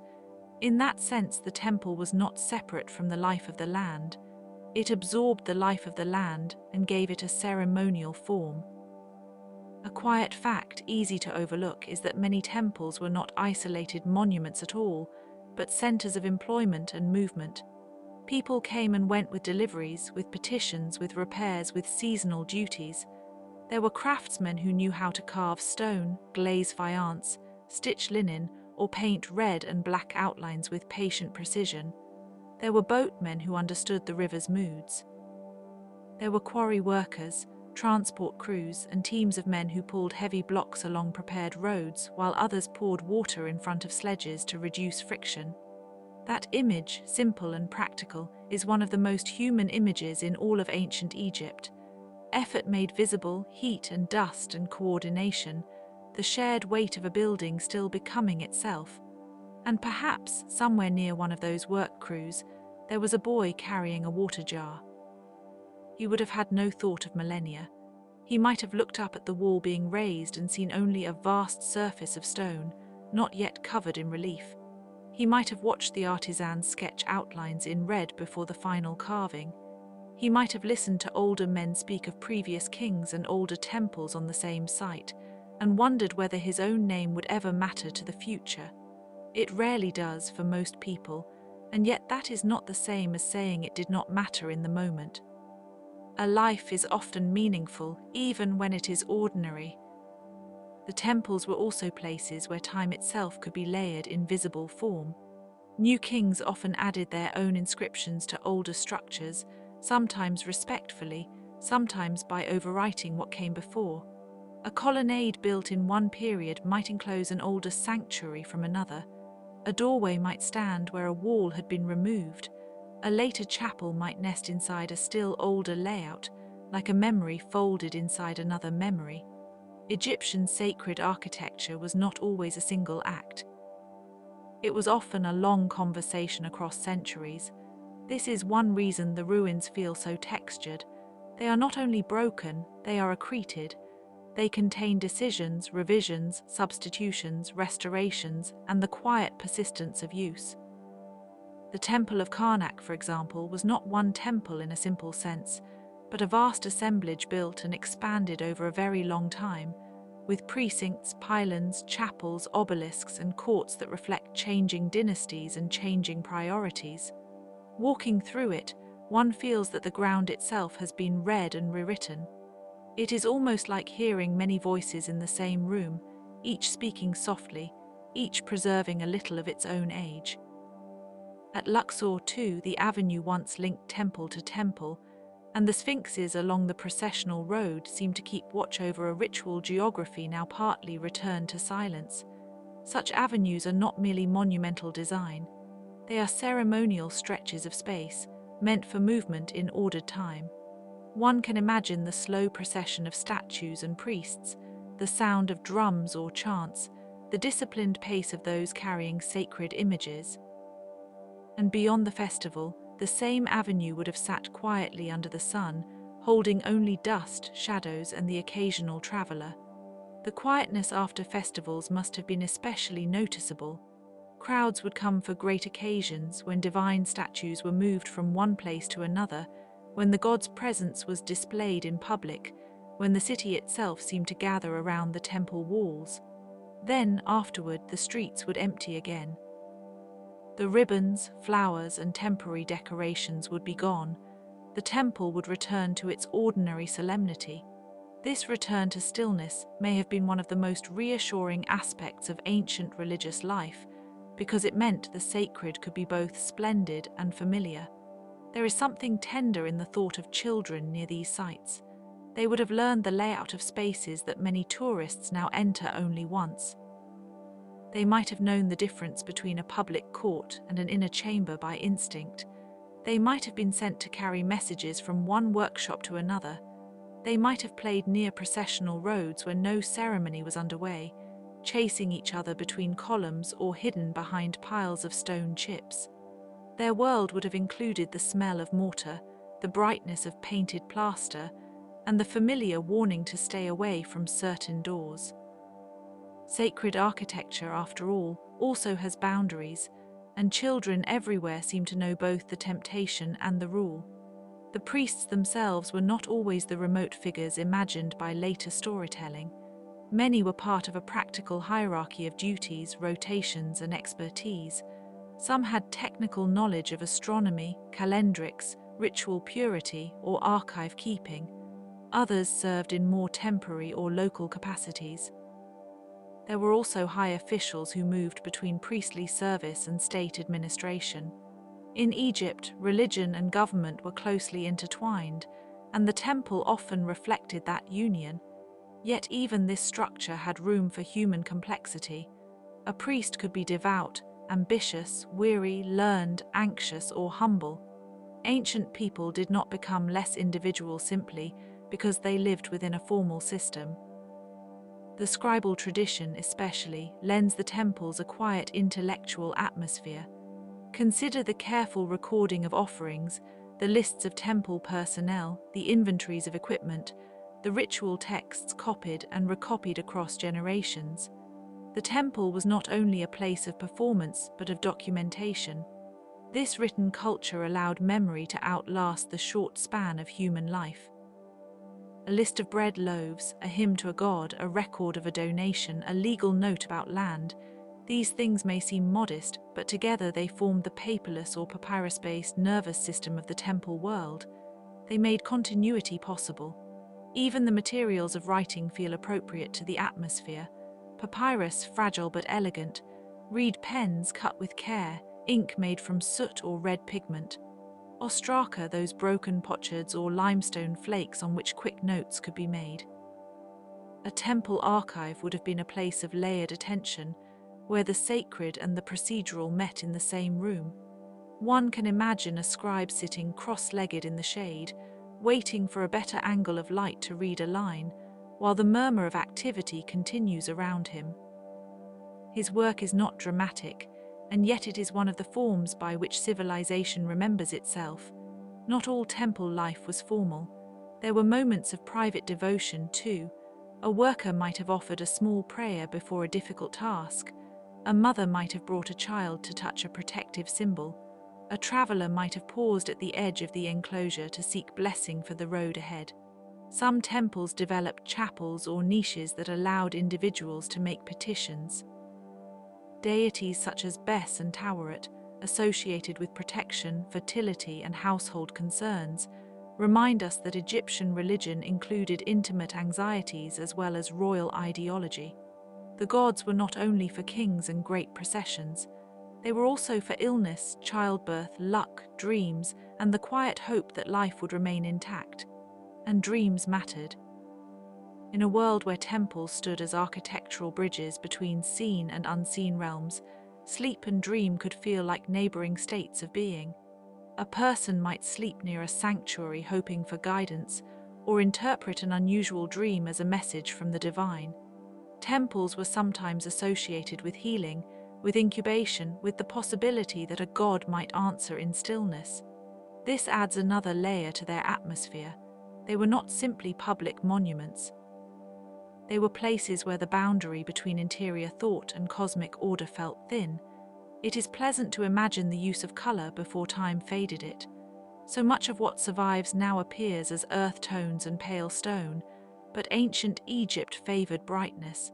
Temples would have contained blues, reds, yellows, greens, and black outlines that made figures and symbols clear from a distance.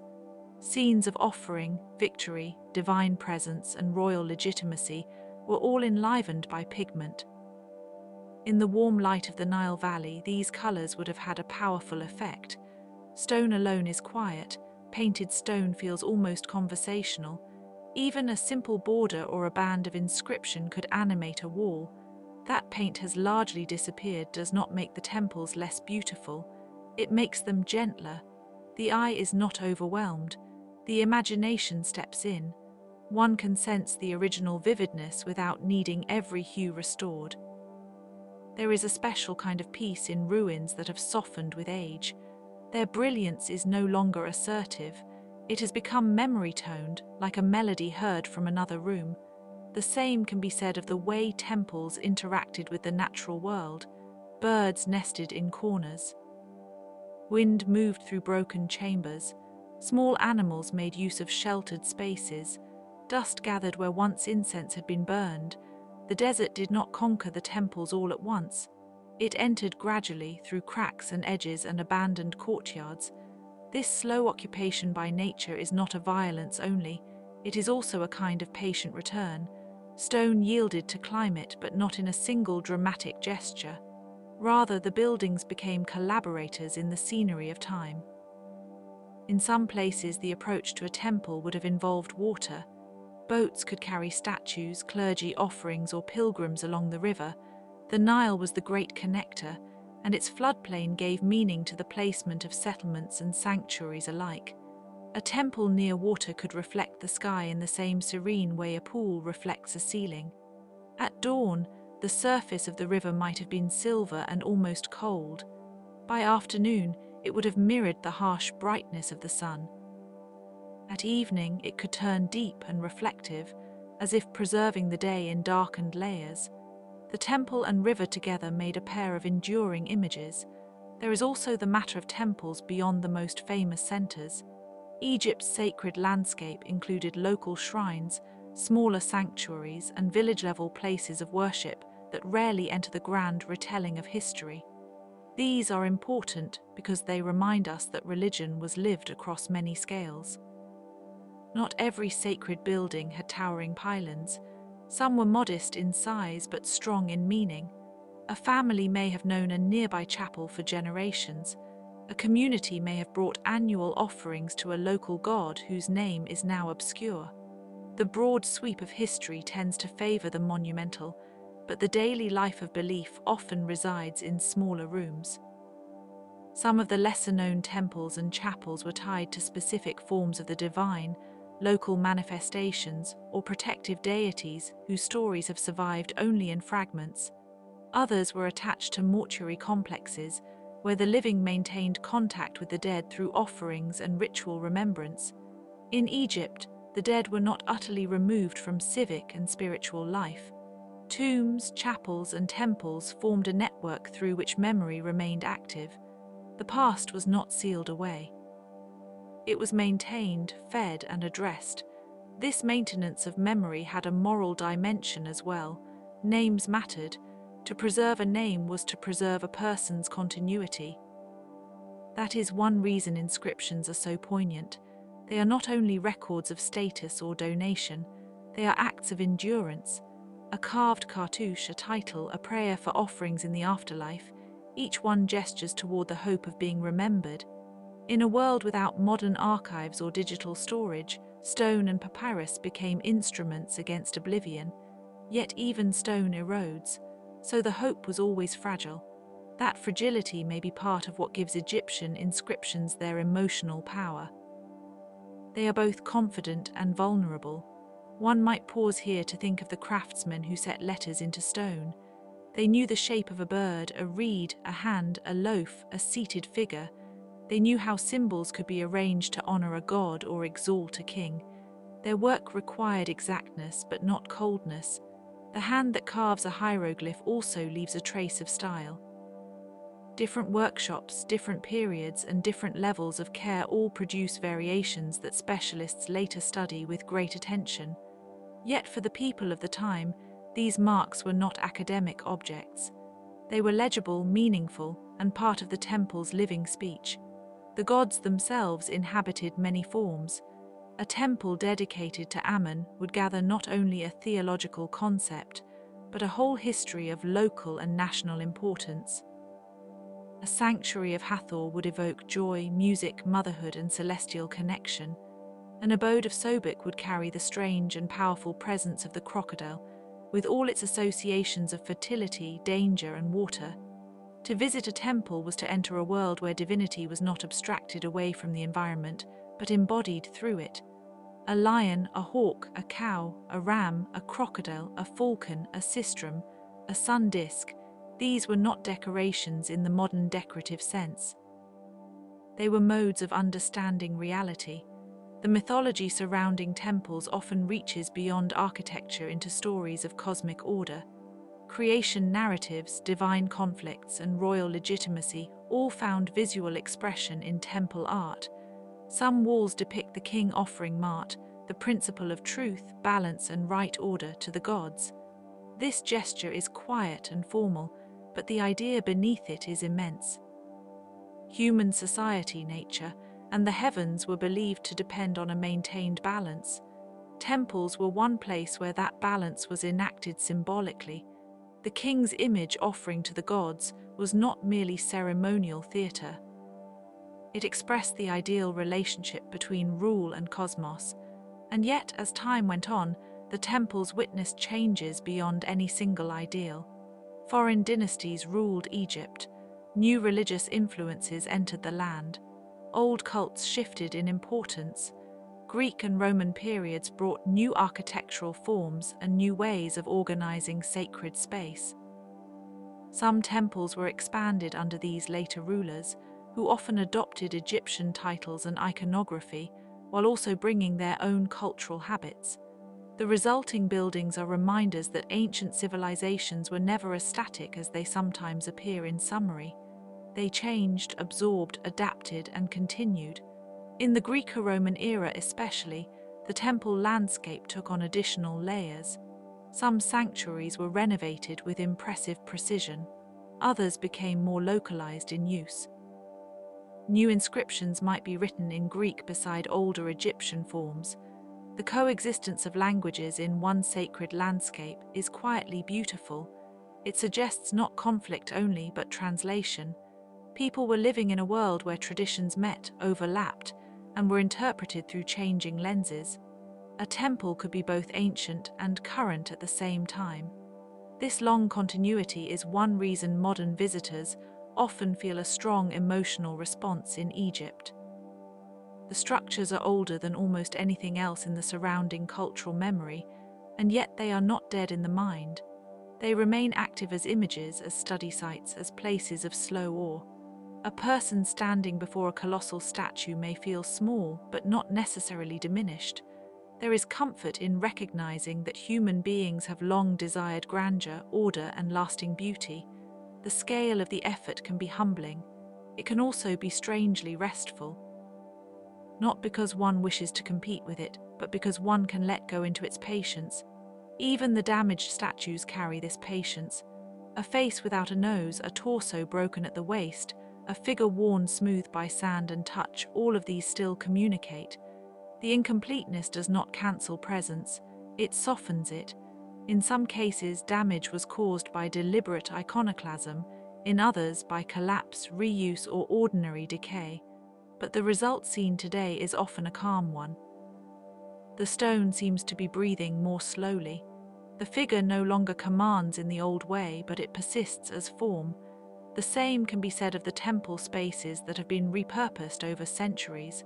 Some structures became quarries, some became villages, some were incorporated into later religious sites. In Egypt, old stone was precious. Builders of later generations reused blocks from earlier monuments, sometimes turning the surface inward, sometimes carrying inscriptions into walls where they would never again be seen. This recycling of sacred material may feel tragic from one perspective, but it also reveals practicality and continuity.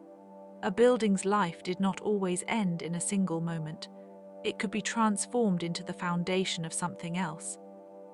The past became part of the present in literal physical form, and because so much has been lost, archaeology becomes a kind of patient listening.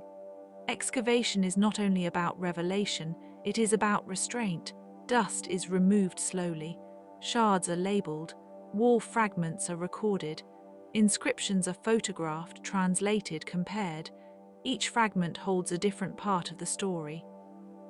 Sometimes a small object, perhaps a bead, a figurine, a tool, or a broken amulet, can suggest a whole network of use and belief. The work of reconstructing temple life is cumulative and delicate. It resembles waking gently from a dream and trying to remember not the entire scene, but the shape of the feeling it left behind. What is especially moving is how often the ordinary and the sacred touch each other in the archaeological record. A painted offering bowl, a piece of bread buried in a ritual context, a cosmetic container found near a shrine, a child's footprint in mud brick. These are the details that make ancient places feel inhabited rather than abstract. They remind us that religious architecture was not merely an ideology in stone. It was a setting where people ate, carried, cleaned, waited, hoped, and grew old.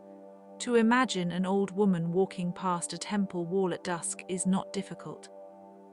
She may have known its inscriptions well enough to recite some of them, or perhaps not. She may have paused to greet a familiar priest or to watch the change in sky over the pylons. She may have been thinking of a son away in service, or of a daughter's marriage, or of a harvest soon to come. The temple would have stood beside all of those concerns without absorbing them completely. That is part of the strength of such places. They witness life without interrupting it. In a country shaped so profoundly by the river, even temples far from the floodplain still depended on the rhythm of water in some way. The Nile's annual rising determined agricultural abundance, and agricultural abundance supported monumental religion. The landscape itself created the conditions for temple maintenance. This makes Egyptian sacred architecture especially rich as a subject, because it is at once theological, environmental, and political.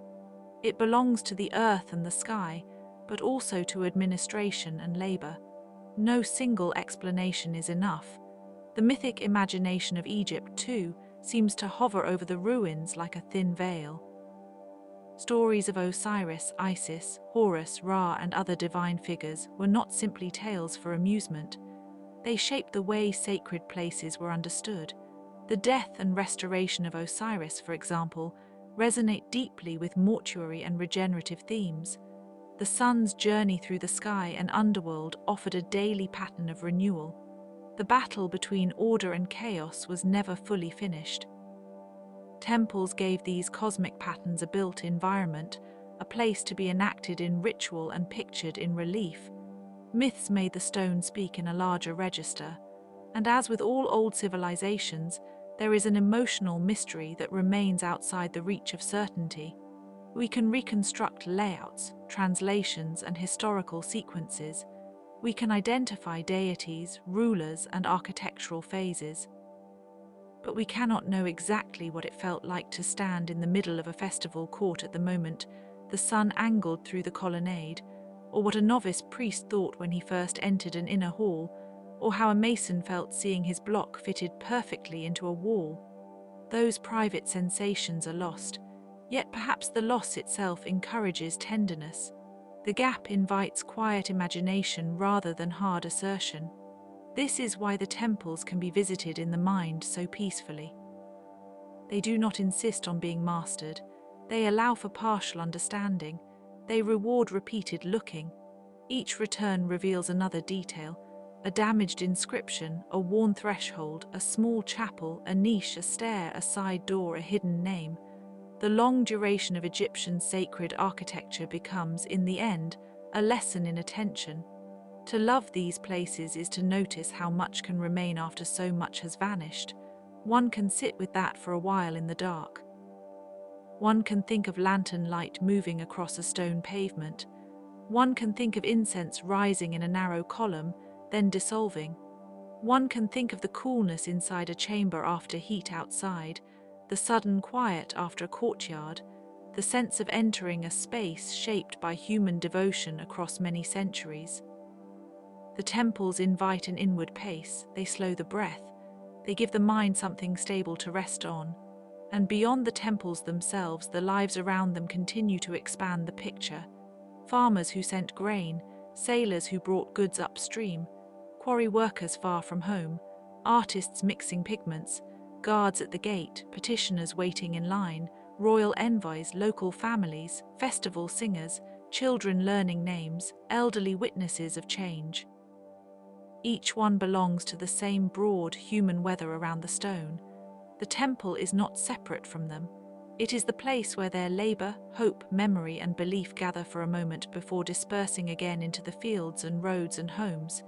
Even now, modern Egypt still carries these places in the background of life. Roads pass nearby. Villages stand not far from ancient enclosures. The river continues its age-old movement. The sun still rises on the same columns, though from a different century. Tourists come and go. Archaeologists measure and restore.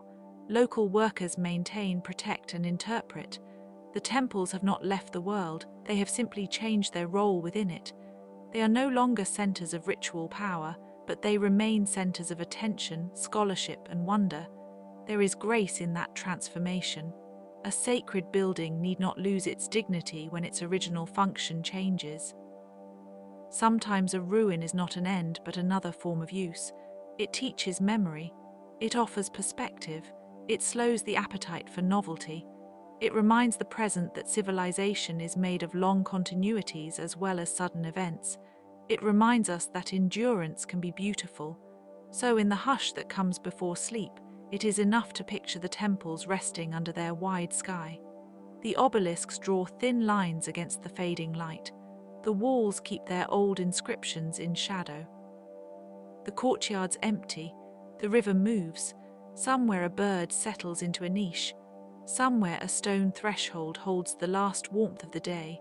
Somewhere the name of a god remains carved, waiting for no one and everyone. And if the mind follows that scene a little farther, it finds no need to hurry. The temples are already there, patient and half-remembered with their layered histories, their quiet workers, their priests and children, their floods and festivals, their myths and measurements, their dust and painted remnants, their stone and silence. They stand in the imagination as they once stood in the world, open to sun, wind, and time. Let them stay that way a little longer. Let the columns become shadows. Let the shadows become calm. Let the calm deepen. The old places do not object to being left in peace. And so the thought of Egypt fades softly, not into emptiness, but into a gentle distance where temples still glimmer, river water still moves, and all the lives around them continue in memory, quiet as breath, steady as stone. Beyond that gentle distance, there is still more to imagine, because Egypt is a land where the sacred and the ordinary have always stood near one another. A temple might rise in the midst of open desert or on the edge of a fertile bank, and not far away there would be fields, workshops, small houses, storerooms, paths worn by sandals, and the patient traces of daily effort. The grandeur of the great stone building was only one part of the scene. The rest was made of repetition: water carried in jars, bread baked in clay ovens, linen folded and refolded, names spoken in passing, tools laid down at dusk. The steady human pulse that made a civilization possible. It is easy, when looking at surviving ruins, to remember the kings and overlook the many people who kept the world moving around them. Yet the temples were always surrounded by the work of common hands. The stone had to be quarried, cut, hauled, and set. The walls had to be planned. The ramps had to be built and later removed. The pigments had to be ground. The offerings had to be grown, collected, counted, and carried in. Someone kept the accounts. Someone swept the floor. Someone repaired the roof beams. Someone made the ropes and the baskets and the pottery vessels. The temple was a monumental place, but it depended on humble, repeated acts, the sort of acts that almost never leave a dramatic inscription. And perhaps that is part of the quiet beauty of these sites. They preserve not only the language of power, but the shape of labor. A column base can still hold the memory of a worker's hand smoothing the stone. A storage room can suggest the rhythm of deliveries arriving with the seasons. A painted offering scene can hint at the practical abundance required to support ritual life. The temple, in this sense, was never only a house for gods. It was also an organized world of people, schedules, supply lines, and specialized skill. A place of devotion, yes, but also administration, accounting, craftsmanship, and daily maintenance. In some periods, whole communities lived in close relation to temple estates. The institution gathered farmland, herds, fields, boats, and labor. It could function as a center of wealth, record-keeping, and local stability. Priests did not simply stand in silent mystery. They were part of a system. They rotated duties. They cleaned sacred objects. They opened shrines at the proper hour. They recited formulas. They managed access. They ensured that the divine presence, though unseen, remained properly honored in the human world. There was ceremony, but there was also schedule. There was reverence, but there was also routine. This mixture of wonder and routine is one of the most human things about ancient Egypt. The same culture that imagined the journey of the sun through the sky also measured grain stores. The same people who engraved hymns to invisible forces also wrote letters about broken jars, missing donkeys, delayed deliveries, and family concerns. Their world was not made of myth alone. It was made of myth and administration, of eternity and errands. The temples stood at the meeting point between those scales of life. They gave order to the vastness, and they gave dignity to the ordinary. When one thinks of a temple courtyard at the height of its use, it is possible to imagine the soundscape as well as the architecture. The soft scrape of sandals on stone, the murmur of voices waiting to enter, the calls of birds overhead, water being poured into basins, the occasional low note of a musical instrument, the rustle of linen, the measured steps of a procession, then perhaps a sudden stillness as a sacred image passed. Egyptian religion was rich in image, gesture, scent, and sound. It did not always require a single universal silence. Rather, it often made use of carefully arranged presence, a sense that the world had been tuned to a proper pitch. And because the gods of Egypt were many, the temples also formed a varied landscape of divine character. A shrine could belong to a creator, a healer, a storm god, a solar force, a local guardian, or a great goddess associated with kingship, protection, or motherhood. Some deities were ancient beyond easy memory. Others rose in prominence with political change. Some were strongly tied to one city. Others traveled through the country under different names and titles, adapting to new places and new centuries. The religious world was not fixed in one simple pattern. It was alive, layered, and remarkably patient with complexity. This is one reason the temples remain so compelling. They show how a civilization can hold many truths at once. A god could be universal in one sense and local in another. A temple could be dedicated to cosmic order and also manage regional harvests. A shrine could preserve archaic ritual while the language around it slowly changed. Egyptian continuity was never a dull sameness. It was a long conversation between inheritance and adaptation. The stone may look still, but the centuries around it moved, and the temple absorbed those changes without losing its gravity. Some of the most moving details come not from the broad plans of the temples, but from small surviving traces: a graffiti mark left by an ancient visitor, a reused block from an earlier monument, a patch of faded pigment in a niche, the outline of a hand once pressed into wet plaster, a row of tally marks, a dedicatory line naming a donor who otherwise would be forgotten. These modest remnants feel especially tender because they suggest the closeness of past and present. Someone stood where we stand. Someone looked at a wall and wanted to leave a sign of being there. Someone passed through a place of grandeur and felt the need to make it personal. The Egyptian landscape itself deepens this feeling. The river, the desert, the cultivated strip, the horizon where land seems to dissolve into light. The temples often seem to emerge from that landscape, as if they belonged to it before any one person had shaped them. The pale stone against the bright sky. The heavy pylons casting long shadows, the columns echoing the reeds and papyrus of the marshland. The temples were man-made, but they also feel grown from the country, like a second geology formed by belief and labor. It is striking how often Egyptian architecture engaged with nature through symbol rather than imitation. Column capitals could resemble lotus buds, opened flowers, or papyrus clusters. Sacred spaces might evoke the first mound of creation, the emergence of land from water, or the ordered world rising out of chaos. The built environment was therefore more than shelter. It was a visual theology.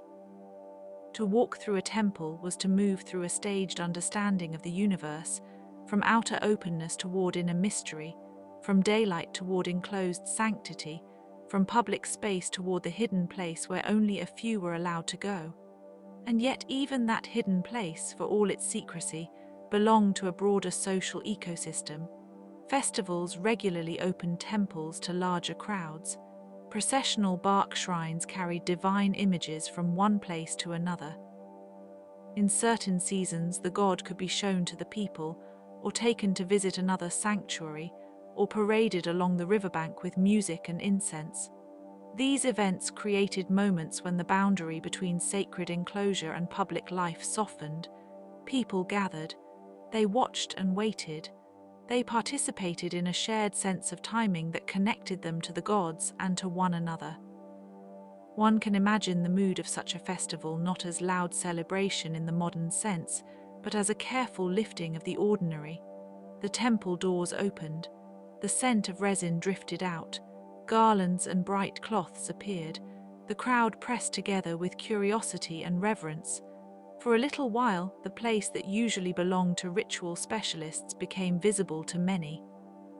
Such moments would have marked the year with lasting memory, especially in communities where the temple represented both divine presence and local identity. It was a point of orientation in a changing world. The priests themselves must have known the temple at every hour. They saw it empty before dawn, bright at midday, and dim under evening light. They moved through rooms the public never entered. They handled sacred vessels, statues, textiles, and offerings. They likely became familiar with the tiny imperfections of each surface, each repair, each older layer hidden beneath a newer one. For them, the temple was not a mysterious image from far away. It was a workplace as well as a holy place, and that combination may have made it all the more real. Daily familiarity does not necessarily diminish awe. Sometimes it deepens it. The slow rhythm of temple life can be imagined almost as a clock measured in ritual acts. Opening the shrine, washing the divine image, dressing it, presenting food and drink, reciting words with exact attention, removing the offerings later for redistribution among those who served the temple, cleaning the space, closing it again, then the same cycle the next day. Over years, over generations, the repetition itself became part of the sacred character. The temple was a machine of memory, but one powered by devotion rather than metal. Its constancy helped people believe that the world, despite floods and droughts, political change and the turn of dynasties, still held together. Of course, Egyptian history also included fragmentation, foreign rule, internal upheaval, new kingdoms, and long periods when older traditions had to adjust to altered circumstances. Temples survived some of these changes, adapted to others, and in some cases were abandoned or transformed. Later rulers added their names to earlier walls. New gods were honored beside old ones. Different languages entered the same sacred places. Greek and Roman visitors looked at Egyptian temples with fascination and misunderstanding, trying to fit them into their own ideas of religion and empire. The sites themselves became palimpsests, pages written on again and again. This layering gives many temples a particular emotional texture. One can stand beside a wall and know that it reflects more than a single moment. A monument may begin in one reign, receive additions in another, undergo repair in a later age, then finally fall into silence long after the people who built it have vanished. Each phase leaves a mark. The result is not a pure, untouched original, but a long accumulation of intention. The temple becomes a record of persistence under changing skies. Some temples, especially in the south, seem to hold the warmth of centuries in their stone. Others, especially those once partly buried or eroded, appear more secretive, as though the desert had kept a portion of their identity in reserve. Some walls still preserve faint colors in the sheltered corners, and these patches can feel unexpectedly intimate.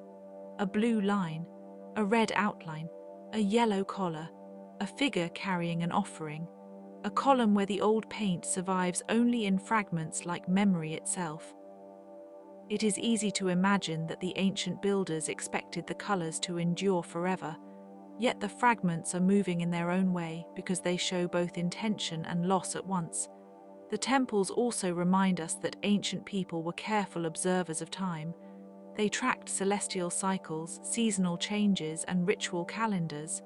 The movement of the sun mattered deeply. The flood mattered deeply.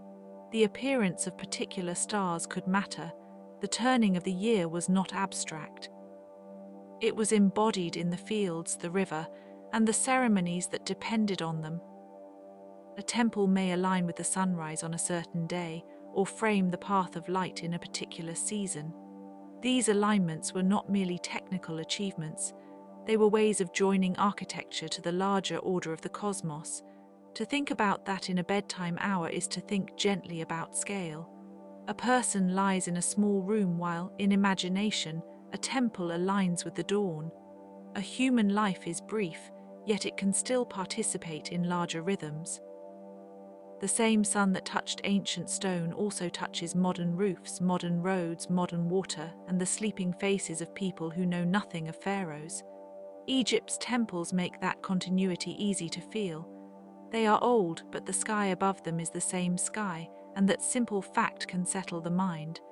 There are also the quieter, more local temples, less famous than the great names, but often just as revealing. A shrine built for a village deity, a chapel maintained by a regional family, a sanctuary attached to an administrative center.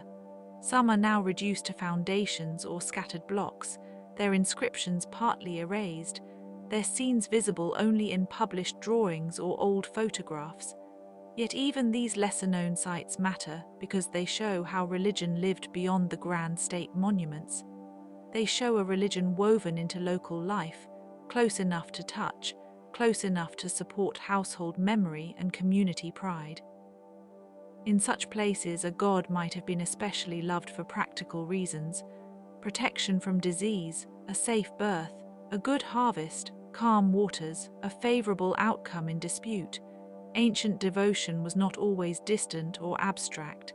It could be intimate, almost conversational. People asked for help in the uncertainties of daily existence, and the temple gave form to that request. It provided a place to bring fear, gratitude, and hope into relation with a larger order that could not be seen but could be felt. One of the most haunting aspects of the temples is how many of their original voices are gone. The priests' spoken words are mostly silent now. The songs have vanished. The fragrance of the ritual oils has long dispersed. The living faces that knew the temple in full have been dust for a very long time. And yet the building remains, and in the remaining names, images, and inscriptions, the old world still speaks in fragments. A king's title, a dedication to a deity, a plea for life and stability, a list of offerings, a prayer for offerings in the afterlife. These are small surviving echoes, but together they create a sense of presence that can be surprisingly strong. It may be that this is part of why temples so often stir reflection. They are not merely impressive relics. They are places where the absent become imaginable. They invite us to reconstruct not only stone but habit, not only structure but mood. The result is always incomplete, and that incompleteness is part of the experience. We do not fully recover the ancient world. We visit it in fragments, but fragments can be enough to awaken sympathy. A broken column can still suggest the whole. A single line of text can still imply a voice. A carved offering table can still imply many hands. Some temples changed with the rise and fall of dynasties in ways that mirror the wider history of Egypt. A ruler eager to honor an older tradition might restore a sanctuary and carve his name beside earlier kings. Another ruler might leave older sanctuaries untouched while founding new ones elsewhere. A foreign dynasty might adopt Egyptian forms to legitimize itself. In this way, the temple became not only a religious center but a political stage. Power wanted to be seen in the company of gods. It wanted stone to outlast speech. And so the monuments became archives of ambition, piety, and statecraft all at once. Still, beyond the politics, there remained the quiet human feeling of entering a sacred place. For an ordinary person, perhaps visiting after a long journey or during a festival, the temple would not primarily be a lesson in ideology. It would be a place of relief, fear, gratitude, awe, or curiosity. The cool interior after the sun, the smell of resin, the shade under the pylons, the relief of finding a guarded space in an uncertain world. These are ordinary sensations, but they help explain why temples are remembered long after empires fall. They were felt places before they were scholarly objects, and because they were felt places, they continue to affect those who visit them now. Even in ruin, they keep their proportions of shadow and light, their invitation to a slower gaze. A modern visitor may come with guidebooks, cameras, and historical knowledge, but there is still a moment when the mind slips out of explanation and simply stands before stone. That moment is a kind of quiet inheritance. The temple teaches attention by existing. It asks the viewer to become a little more patient, a little more observant, a little more aware of what survives when so much else has passed away. This is true not only of the famous temples along the Nile, but of the whole temple tradition as a way of thinking about civilization. Great buildings can become vessels for long memory, and long memory can make a people seem nearer than distance suggests. Egypt's sacred architecture still carries the echo of processions, offerings, and the measured work of many generations. It contains both splendor and administration, both mystery and practical care. It is a reminder that civilizations are not made by triumph alone.